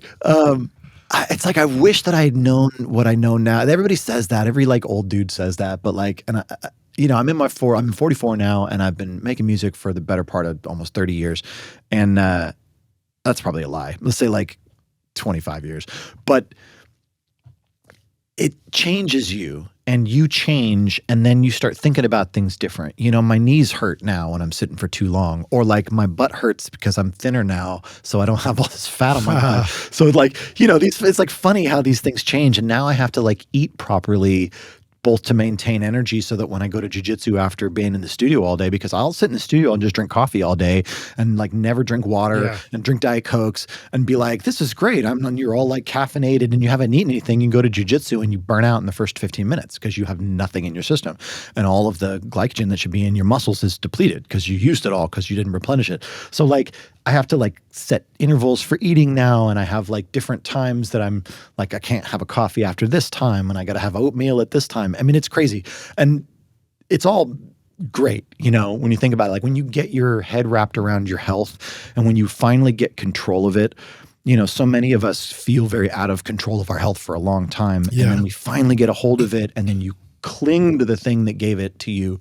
I'll just tell you, for me, macros and an excessive amount of exercising is really what's changed it for me. But more than that, I had my eureka moment. And I don't know if we've told you this story before about the wedding where I saw my dad. So I'll just briefly talk this one. But for me, the health moment happened at my wedding rehearsal dinner the night before I got married. And I hadn't seen my dad in like 5 years because I moved to Nashville and he lived in Northern Oregon and I just hadn't seen him in like 5 years. And he walks in and I look at him and he's a skeleton of a man. And there's a photo that my oldest sister snapped and I'm opening up his suit jacket and I'm looking, and the look on my face when I'm looking at his bones in his, you know, hanging shirt that's like hanging on him. He just looks like a walking skeleton. He's just let his health go. And I love my dad, but I was like, whoa. And it just like shook me to my core when I was like, this is my body. Like, this is my skeleton. Like I can see it. And like, this is your future, bro. Like his teeth are gone as far as like the health is all bad. You'd need serious dental stuff to come back from that. Guaranteed sclerosis of the liver from drinking too much, smokes cigarettes, so his lungs are jacked up, hernias, multiple hernias he never got taken care of because he's a veteran, and so he had to do everything through the VA, so that's been a nightmare for as long as, you know, I've been alive. And so he's a mess. And it hit me, and I thought to myself, I was like, man, this is it. Your one chance to do this is now, because if you wait and try and do this for the first time after all of your good chemicals have like dwindled, because that's what sort of happens to men. Obviously, you know, our testosterone starts to come off on our IGF and human growth hormone, and all this stuff just starts to go away. And so if I wait until afterwards, what an uphill battle this is. So if I can start now while I still have some of my good juices left, let me go as hard as I can for as long as I can. And then the hope is that what I've built in these years, because I should have started earlier, but what I build over the next decade will sustain me through the last half of my life. Right. And more than that, I want to protect my wife. I want to protect my family. I want to be in a position where I can defend the house that I've built through music. And so there was multiple times at the Sound Kitchen where strangers walked in. And one of them was crazy. Like certifiable. Like you have that conversation with someone and you're like, dude, there's this crazy person sitting in my studio telling me made up stories and like it's gibberish, and you're like, this could be really bad. And I sat there for like an hour and a half that one time and just laughed at this person's stories and smiled and was like, great, all right. And eventually I was like, man, I got a session coming and I'm going to cut a vocal, so I got to get you out of here. And they had like felt respected and they left. But then when they left, like the sweat poured down my face and I was like, oh, thank God that's over. Yeah. And that happened multiple times. I had one dude come in, and the Sound Kitchen, I had the back studio. So the door that was open was my like cartage entrance to the vocal booth. And it's not the front. You had to come all the way around the building to the back. I mean, this was like sketched for you to come in this way, right? Right.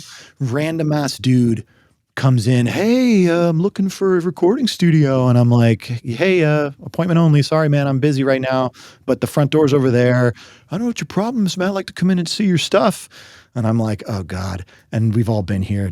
No, appointment only and whatever. Well, I don't know why you're being a jerk. Oh and, man, that would just, you know, God, then, that would freak me out too. Yeah. And then you have to be a jerk.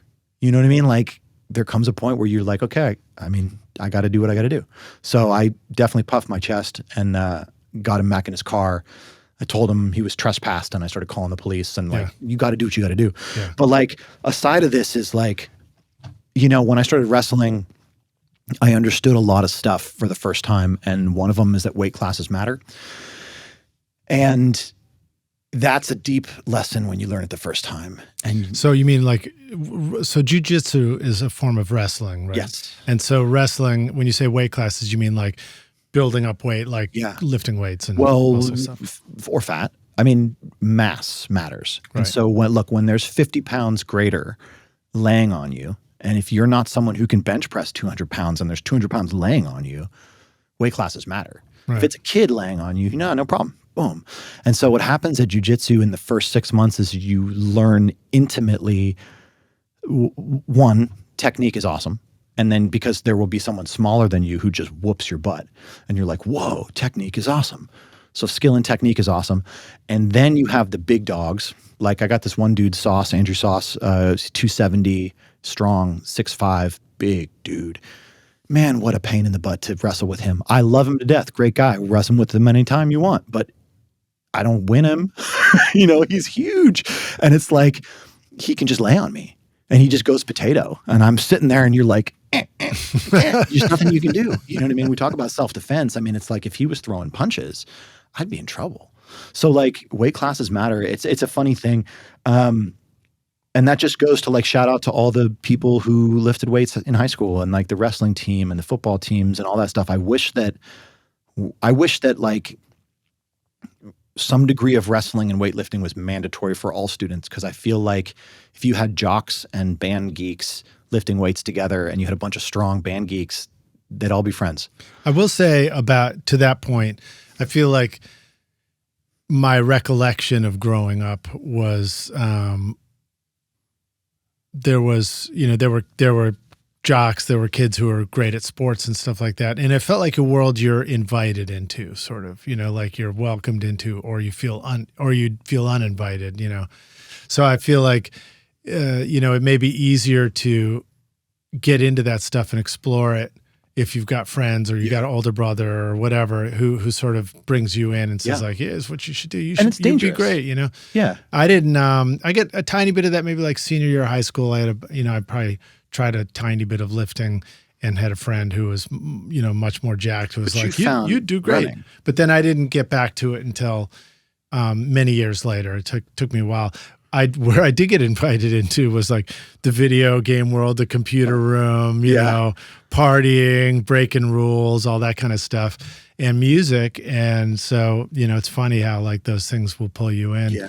But I agree with you. I wish I had discovered a lot of those things a lot sooner, because in this world of music that we do, it's it seems like, at least in my experience, it's much more likely that we're going to be surrounded by a lifestyle of like drinking, doing drugs, smoking, staying up all night, sitting around, unhealthy stuff.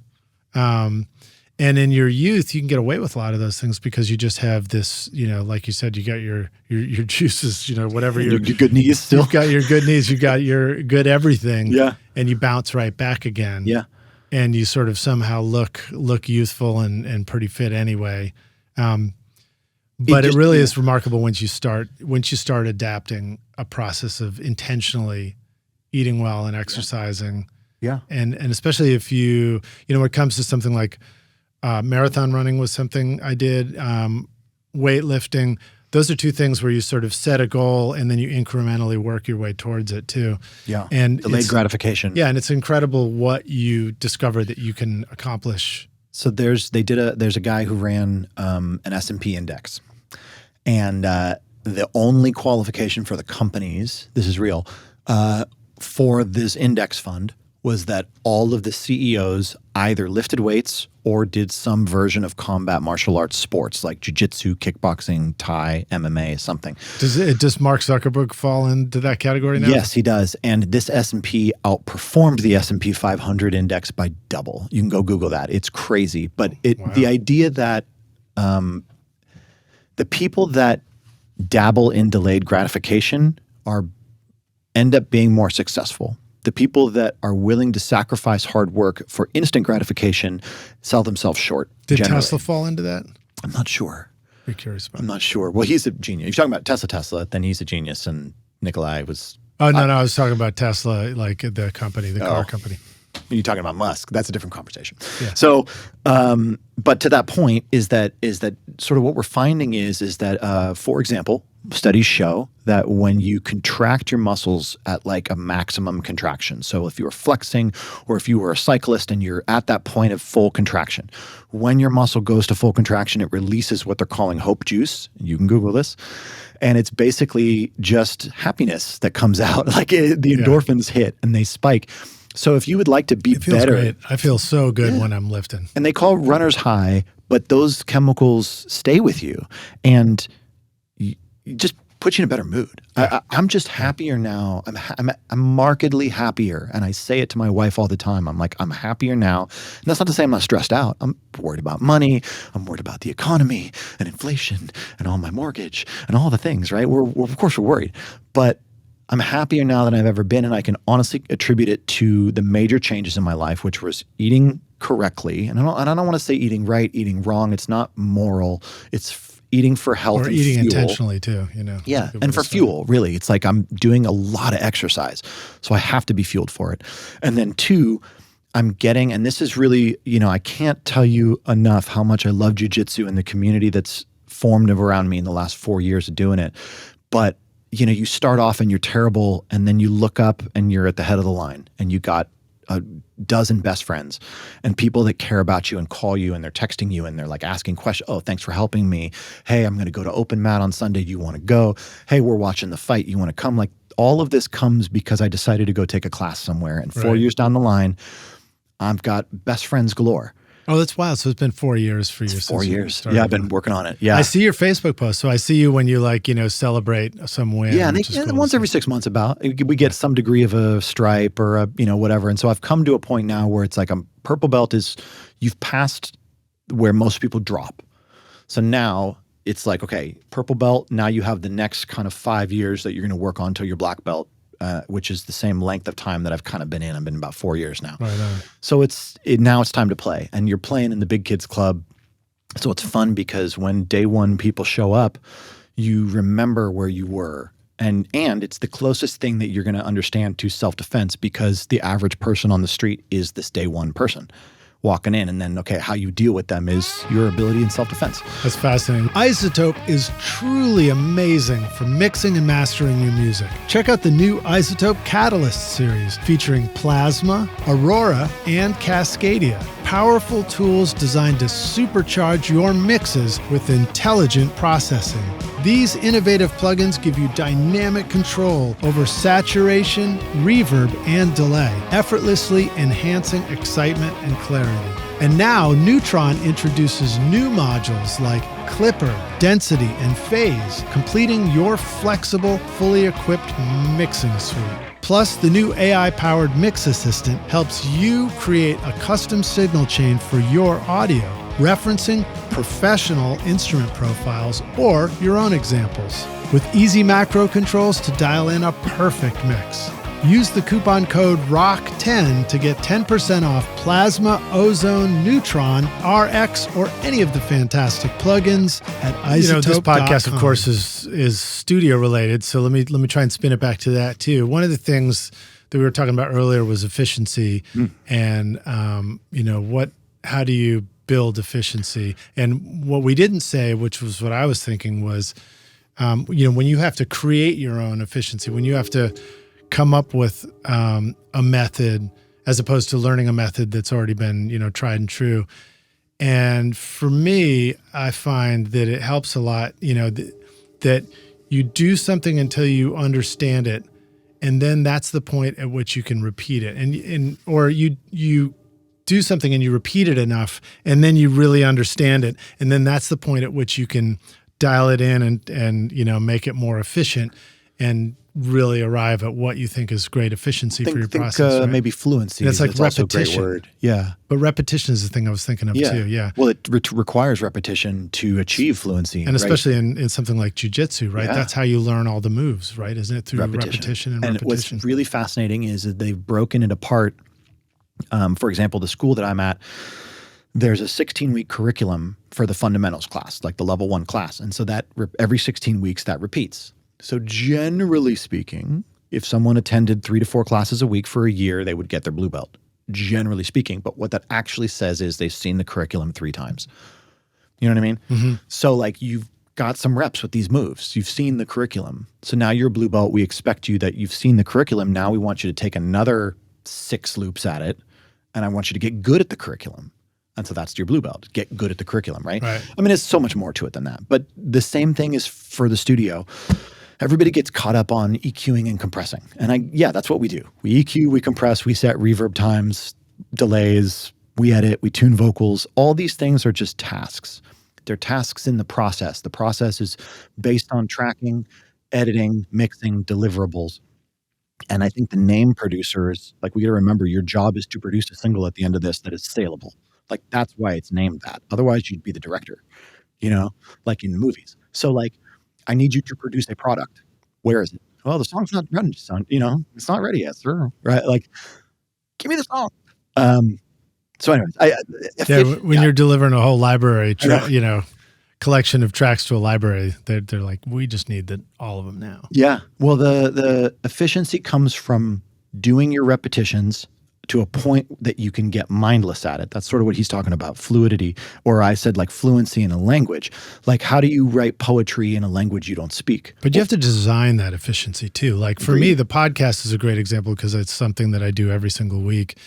And I come up with systems where I literally have a spreadsheet, with check boxes in it. That's where I'm headed with this video production right now. This is as I mix each quarter of the podcasts, then I really like dial in again. It's like, okay, I know I need to take all these steps. These are the ones that take so long. These are the ones that can be done quickly. So it helps me assemble it into a whole process. And then, if I remember way back when I first started it, I was trying to get faster at just the process of publishing it each week.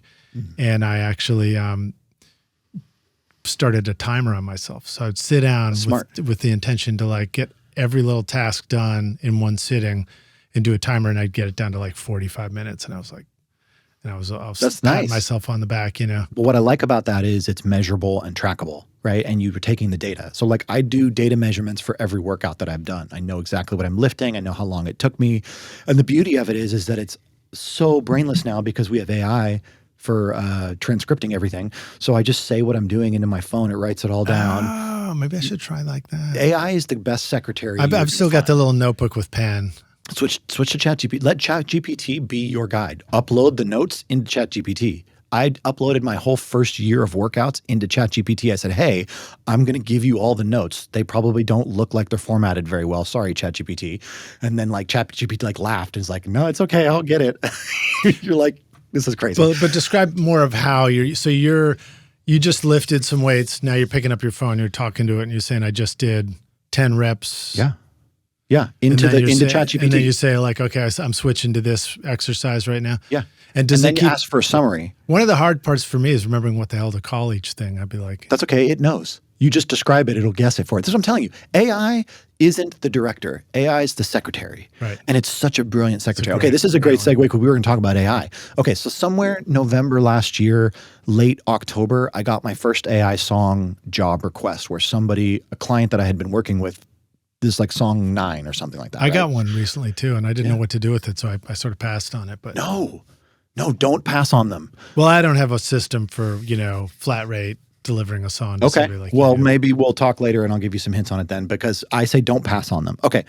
There's something cool in what it's giving you, because you have to understand that like the end client user is generating 5 to 25 of these, and they're giving the best one to you. And they're all the same song. Let's describe further what it is you're talking about. Okay. So the phenomenon that's happening now is there's a shift that's happening in how artists are delivering demos.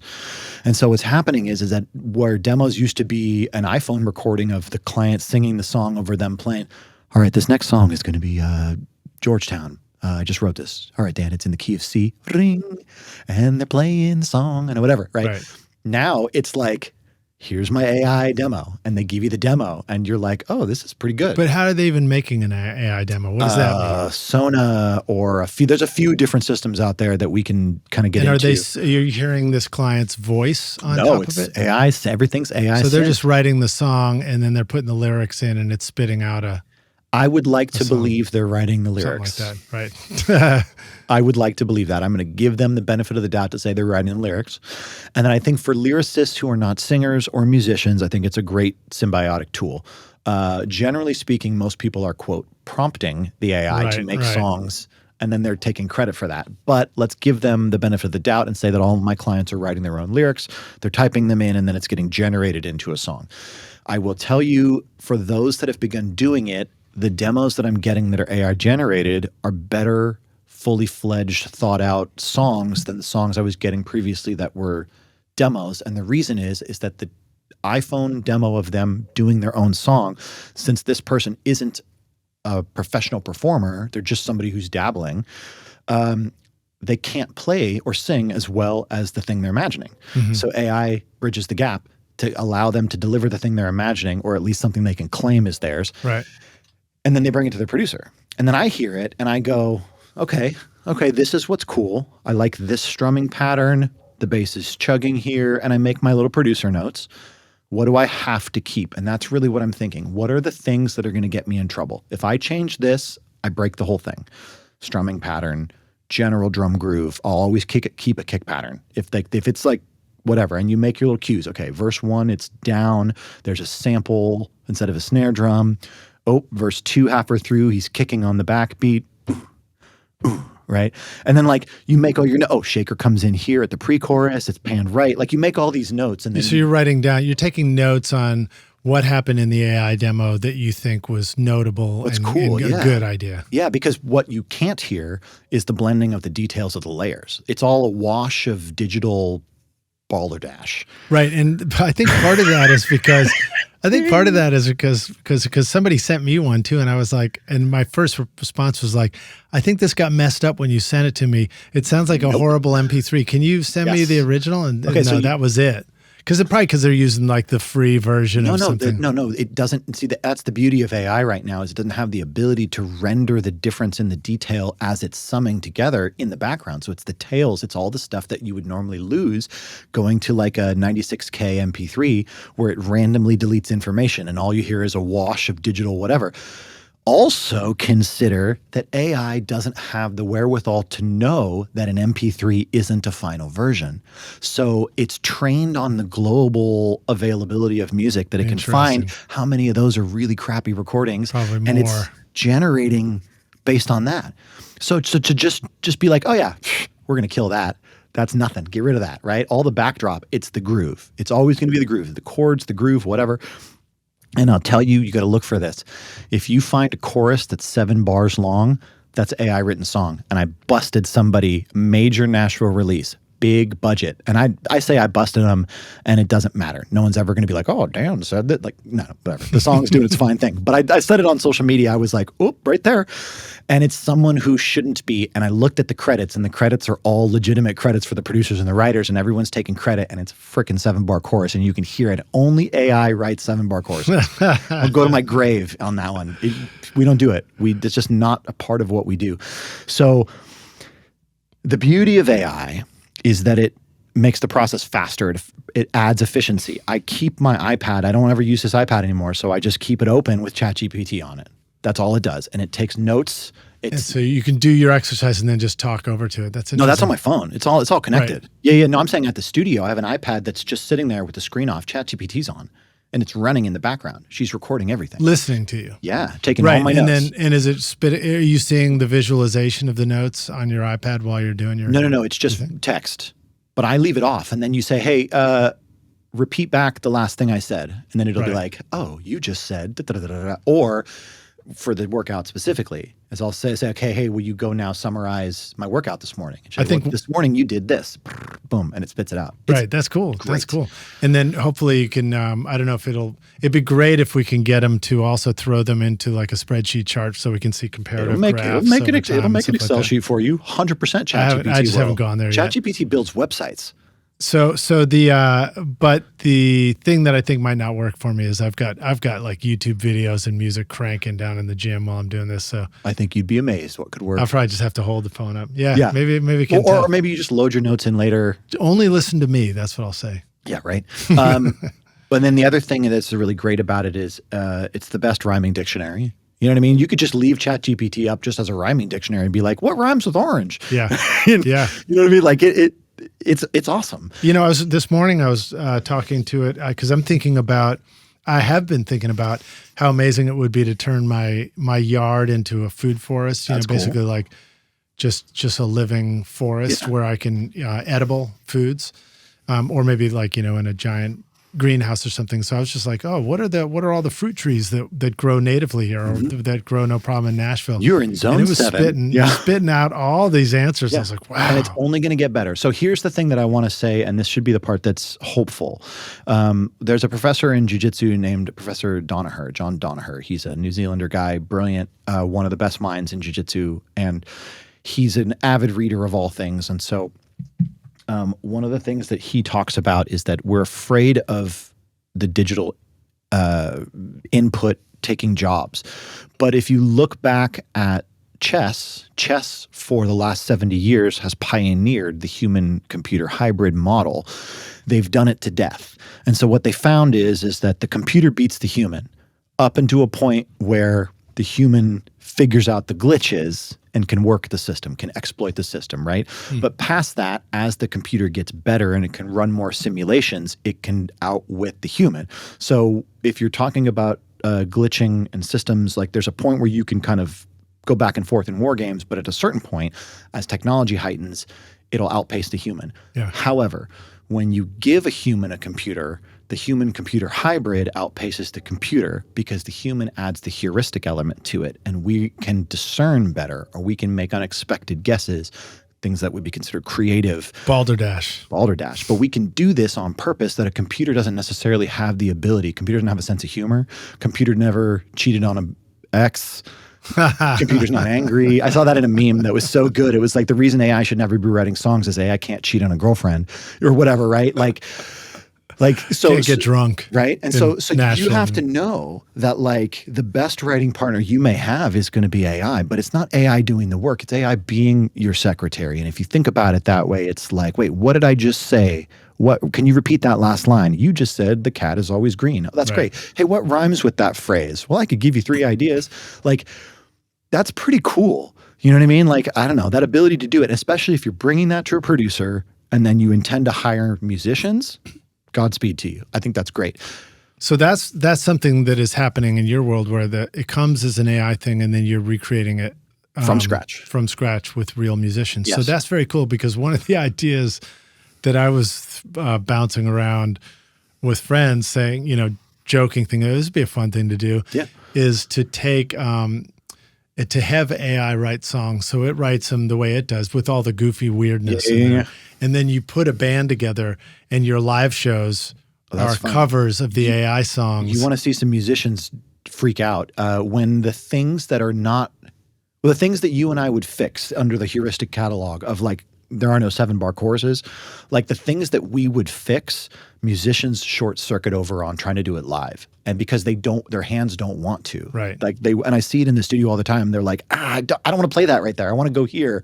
And you're like, I know, but this is the way the song's written. And that's when you're producing, you know what I mean? And you're like, just do what it says. I don't trust the chart, whatever.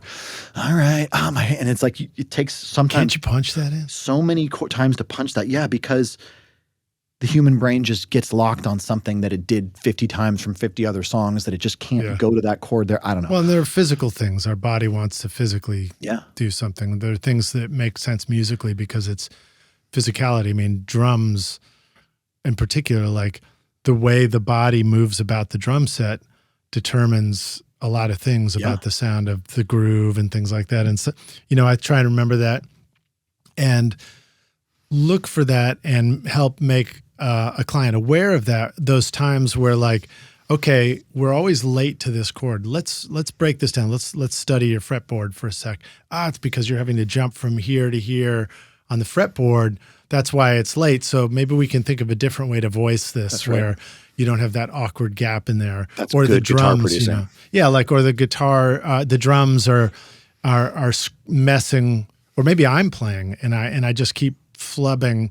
Something always sounds out, and I'm like, oh, maybe it's because I'm just having to go too reach too far to get to the tom drum or whatever. And this is, by the way, what I think producing really is. It's so much not about like controlling, and it's more about being that person that sits there and says, hey, I love everything, but this one thing isn't working. How can I help you fix it before we go to tape? You know, and then like for example, someone I had mixed for previously. I'd mixed an album for this person, and they came to me and they're like, hey, I'm thinking about having you produce a record. And I'm like, great, slam dunk, right? I mixed the last album. Why wouldn't I be producing it? But to my surprise, they were like, send me some stuff that you've produced. And I was like, but okay, we got to audition. Okay. I thought it was a slam dunk. All right. And so whatever. So I had the person come in and I still didn't want to audition. I don't know if it's ego, but maybe it was just sales technique where I'm like, let me take the power back in the situation. So I brought the person back in. We were working on the thing that they had come to me for. So we were finishing like a one-off. And I'm like, hey, about this production thing, like I'm happy to use your musicians. And they were like, what do you mean? And I'm like, well, if you're considering that the reason you wouldn't hire me to produce your record and the reason why you want me to like send you some stuff is that effectively you'd be using my setup versus your setup. But I just want to tell you, like, I'm more than happy to use your setup, like your band. Like bring them in. If you got a keyboard player, we'll use your keyboard. I don't have to play keys. Let's use your keyboard player. And let's use your guitar player. Like I know I got my guy Chris and we're happy to use him, or my bass player Caleb. Like they're happy to play, but we don't have to use them because I think personally, and this is off of the record, I think the sound of a producer, especially in the genres of band music, is more dictated by the musicians than the producer. Because what does that mean off the record? Am I supposed to be out of record right now? No, I mean like not of that story. Right. Like I was ending that story. Yeah. Right. Are you recording your own music or other people's music in your studio, but you're having trouble figuring out how to get your mixes to sound great? Do they sound weak and distant or lack punch and clarity? Well, I've got a gift for you to help you take your mixes from sounding like basement demos to sounding a lot more like professional mixes. And it's my free course called Mix Master Bundle. This course will show you how to get pro-sounding mixes from your home studio with free and stock plugins in Pro Tools. And the best part is, these mixing techniques will work for you in any DAW, whether you're in Logic, Cubase, PreSonus Studio One, Reaper, or anything you can think of. Are you ready to make your best record ever? Then go to mixmasterbundle.com to get started for free now, and you can find the clickable link in the show notes of this episode. No, but you see what I'm saying? It's like I switch guitar players and I get the most epic studio guitar player in the world, and suddenly you guys think I'm the greatest producer in the world because you hear this guitar, you're like, you produced this? Yeah. I hit record on this, yes. Yeah. All of the Well, there was an artist, a country artist actually I worked with, where it was that great combination. The first sessions we did, I was given the permission and the latitude to hire some session musicians to come in and play on it, guitarists particularly, and then the second session we did, it was all the band members. And there's reasons why. I totally understand why an artist might want to work with their usual band members rather than the session musicians, because when you're not in that world of major labels that are funding everything, you need to have a happy band so that you can go play those shows so you can actually build a career. And don't we reward loyalty? Isn't that Right. something that we've always done for ourselves? And we're like, we want our people to be loyal to me, but then we're going to immediately disloyalize their people. Right? I don't like that. But in that situation with the A/B comparison, I mean, the session musicians sound that track sounded so good. I understand. Look, and in the band version, I spent a lot of time in the studio trying to educate the guitar player how to strum the guitar. Yes. Okay. But this would be that moment where you consider the end game or end use of the project. And is it something that is intended to make the client happy, or is it something that's intended to be a #1 record commercially released? Because if that's the case, then maybe we should argue for those pro players. But otherwise, if it's just something that's going to just be happy and this band should feel like they have identity and ownership and are represented in this music, then that's more important. And that is the thing. Then there's the in-between.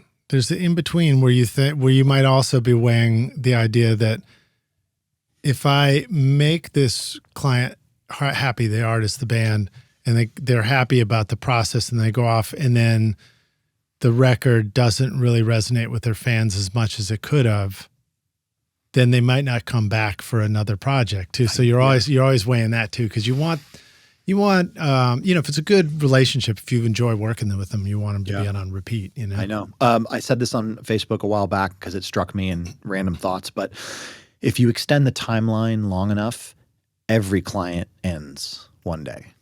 Right. Client retention. Every client. It's called babies. It's called kids, that too. Marriage and kids. But I mean, we outgrow it. No client is forever. Actually, I don't want to say that because I've got clients who are getting married and having kids. And well, they might take a break. They might take a break. I mean, they got to do what they got to do. They may be back. I got a great client. We won an award. It was so funny. Brian and Vera, and I loved working with a husband and wife duo. This was during COVID.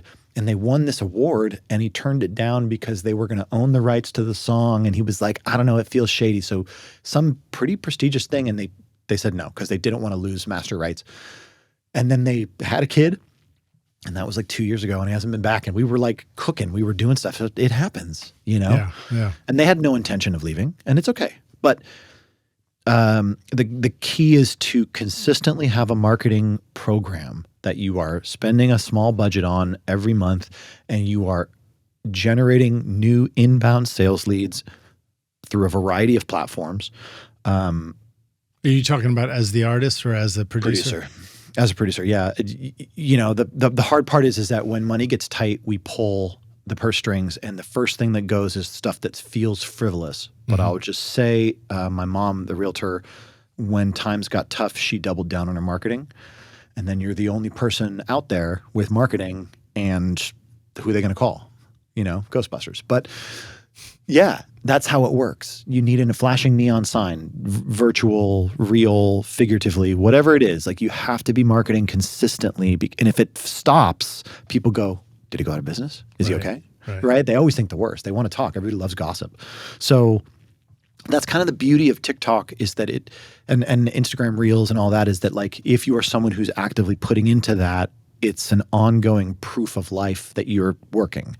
And that's good for is this guy going to take my money and run? Check.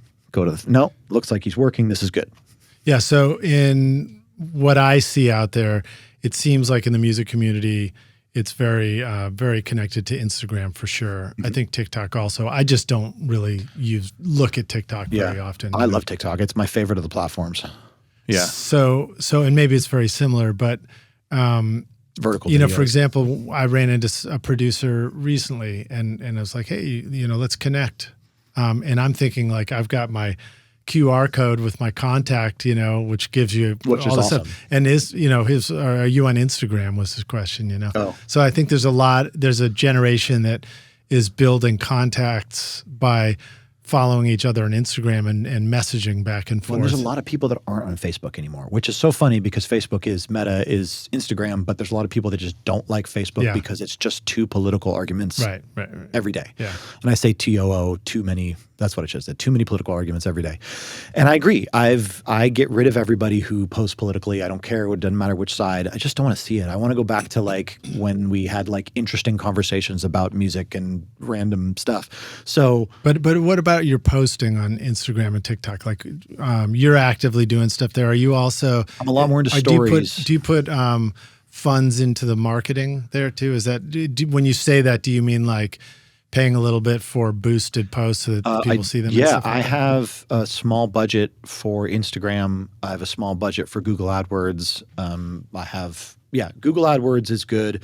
Google Ads exists in a bunch of different places. So Google Ads will also get you into mobile apps and that whole infrastructure. So there's a few places you want to advertise, but it's hard because you think about spending money. What did they run?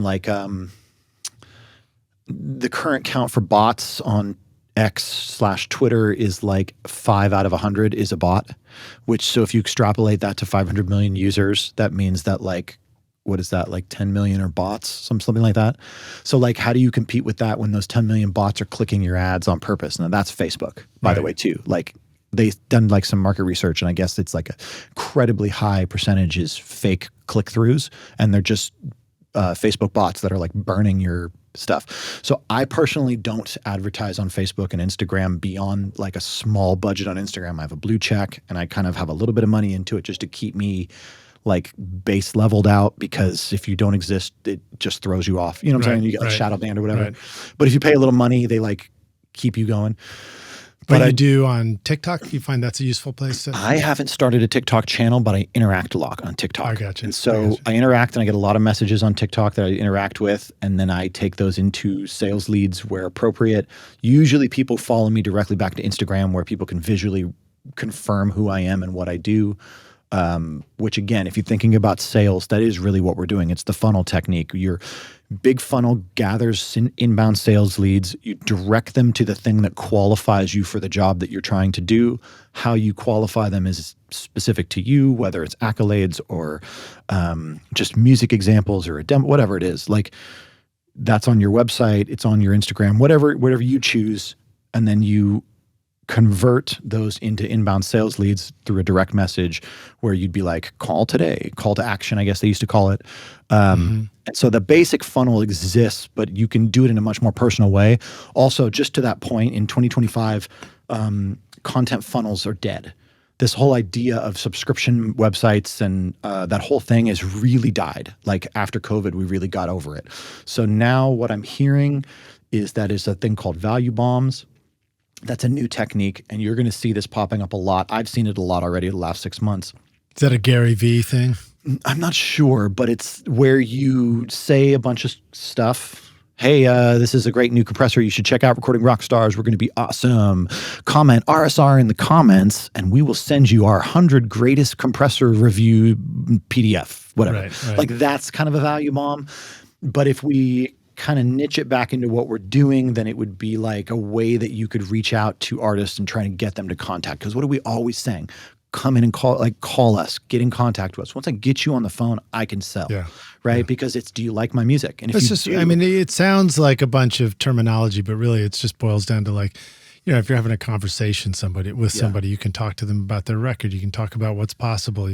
It's a conversation. But it is a sales call. On the phone. Yeah. And while I hate to make the dirty world of business our primary focus, is that as a producer living in this economy, it's rough out there, and you have to be selling, you have to be closing, and getting contract. You have to be contract minded. Always closing. Right? Always be closing. Coffee is for closers. Well, yeah, and I say that in Jiu-Jitsu a lot. I always say to the kids, always be pinning, because you're wrestling, so you're pinning to the ground. But it's the same thing. Like, you have to always be closing, always be selling, always. And it's not that you're sleazy, you're not a car salesman, you just have bills to pay. You know what I mean? This business doesn't work if we're not selling ourselves. Totally. And it's hard because those of us— Well, you don't make a record if you don't have a client in your studio making a record with you. Amen. And if you don't go out there and get the fans, no one's going to listen, right? Yeah. So they're selling.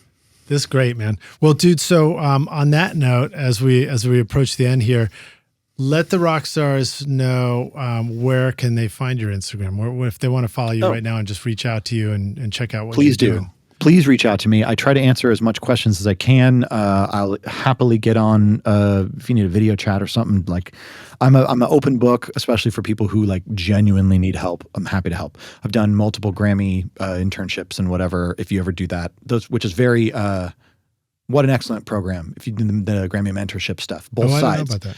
Oh yeah. So like, if you're a voting Grammy member, you can have a mentee, and then but it's based on the people going for the Grammy University, I guess that's what it's called. But anyone can kind of join in and do that, and then they place you with a Grammy voting member for like a program. It's like a couple weeks, and basically what I always did is other producers come to the studio, I let them see one song from start to finish, and I'm like, this is how I make a record. And once you see it, I always feel like it's like when you let a race car driver drive your car for the first time and they just like whip it around the corners and it's over in like a Fast and Furious moment, and you're like, whoa, I never knew it could do that. Right. Like, that's what I want to accomplish with them in like this short time that I had. Like, this is how you do it. It makes sense. When I interned in a studio, when I started out at Alex the Great, I was watching other people work, and I was like, whoa. That's how you do it. Yeah. And sometimes that's all you need. So, but what's your, how did they find you? What's your handle? All of my social media is the same. It's at Dr. Ford Music. Now, it looks like Dr. Ford, but really my middle name's Robert. So it's D for Daniel, R for Robert, last name Ford, Ford, Music. And of course, you can go to drford.com, or at DR Ford Music on all of the social medias. And I'm here, and I'm try and be as friendly as you want. And of course, if you want to come and get some jiu-jitsu in, I'm at Gracie Barra in Franklin, do private lessons and introductory classes, self-defense for men and women. It's awesome. Right on, right on. And Rockstars will have a link in the show notes, so you can scroll down too and just find it right there and click through. And then, so closing question here. This is one you've answered before, Yes. Apparently a few times before. But we take the Wayback Studio machine. You go find young Daniel, and you say, "Listen, dude, you're not even a doctor yet, but I've come back to give you this one bit of advice. Here's the single most important thing you need to know to be a rock star of the studio yourself one day." What advice today do you feel like going back and giving yourself if you could? Okay, if I can separate it into a few different categories. From a technical perspective, I can tell you that the most powerful tool in all of a mixer's arsenal is the dynamic equalizer. My favorite plugin that does this is Oak Sound Soothe. And if you can understand how to handle the dynamic resonances, that's 85% of mixing. I think I learned about that on our first episode from you. And I I've love been using it dynamic like crazy. resonance control. Yeah. Because after that, it's just basic EQ and compression, right? So that I would study the heck out of resonances, how to get rid of them, and then using the automated services, Oak Sound Soothe, Brainworks Dynamic EQ V2 is the old staple. That's a single band and it's not intelligent, but it's great for like a single resonance. And what's the other one from Oak Sound? Spiff. Spiff. Oh, that's a transient. That that's a transient. Yeah, that's great. I'll tell you what's great about Spiff is that it's a transient cutter, but like it's faster than 1176. So it's like as fast as a clipper, but it's not clipping. So like try using it on things that are incredibly transient as a like clipper, and you'd be amazed at how good it sounds without the distortions, which is super cool. So I love that plugin. And of course they have Bloom too, which is weird. That is a weird plugin. It does really crazy cool stuff on the enhancement, like mega multiband compression and parallel enhancement weirdness. I love it. Great on synths. And then you also mentioned Plugin Alliance a couple of times. Oh, I do love Plugin Alliance. Yeah, the subscription stuff is amazing. SSL bundle with Slate Digital, or the old Slate Digital, because now he's sold it. The SSL bundle's great. Plugin Alliance bundle's great. I would do that. And then honestly, at this stage, if you are someone who is not in a position to spend thousands of dollars on speakers, or be in a place where you can treat your room, the only answer is Slate VSX headphones. They are phenomenal. I'm not paid. I've bought two. My vocalist is on one. I'm on one. I'm building a mobile rig so I can go on tour with my wife all over Scotland. I'll be on a laptop with VSX. It's the only headphone solution I've had that I can actually mix and master a record to spec, and there's a lot of people that agree with me. So what it does is it emulates a control room. So you feel like you're in a control room listening to speakers. Yeah. Well, I don't go so far as to need all the gimmicky stuff that they do, but I'll just say it fixes everything that's broken with headphones. There's one setting. I use Archon medium. That's the midfields. And then I turn the room to off. So it's just the speaker sound. And it sounded better than my sound kitchen room. Just to treat. Wow. So like Oak Sound Soothe, VSX, you can make a hit record. If you can make a hit record, you can make a hit record. Now that's on the business side. On the personal side, choosing happiness every day is difficult but powerful. In the same way that people own anxiety, I wish more people would own their happiness. And if I could say anything to myself at a younger thing, I would just say like it's okay to be happy, and you're not going to jinx it. You're not going to break it because you're happy and you say it out loud, and you're going to be like, I can't say it because if I say it, then something's going to go wrong. The other shoe's going to drop. She's going to break up with me. No, it's okay. Be happy. Tell people you love them. Exhale. You're not going to break it. It's okay to enjoy your life and chase the things that make you happy. The spark of joy, like life is long, life is short. Chase your happiness. Yeah. Yeah. That's great advice, man. Well, dude, thank you so much for being on Recording Studio Rockstars again with us. Thanks for finally making it. It's your first appearance in video. This whole mug on the camera. Looking fit. Stealth. It was stealth. Thank you. Rockstars, thank you so much for watching. Hit that subscribe button and like this video if you enjoyed hearing from Dr. Ford and me. And come back look next forward year to seeing you in the next video. Yeah. All right, man. Thanks, Cheers. man. Bye.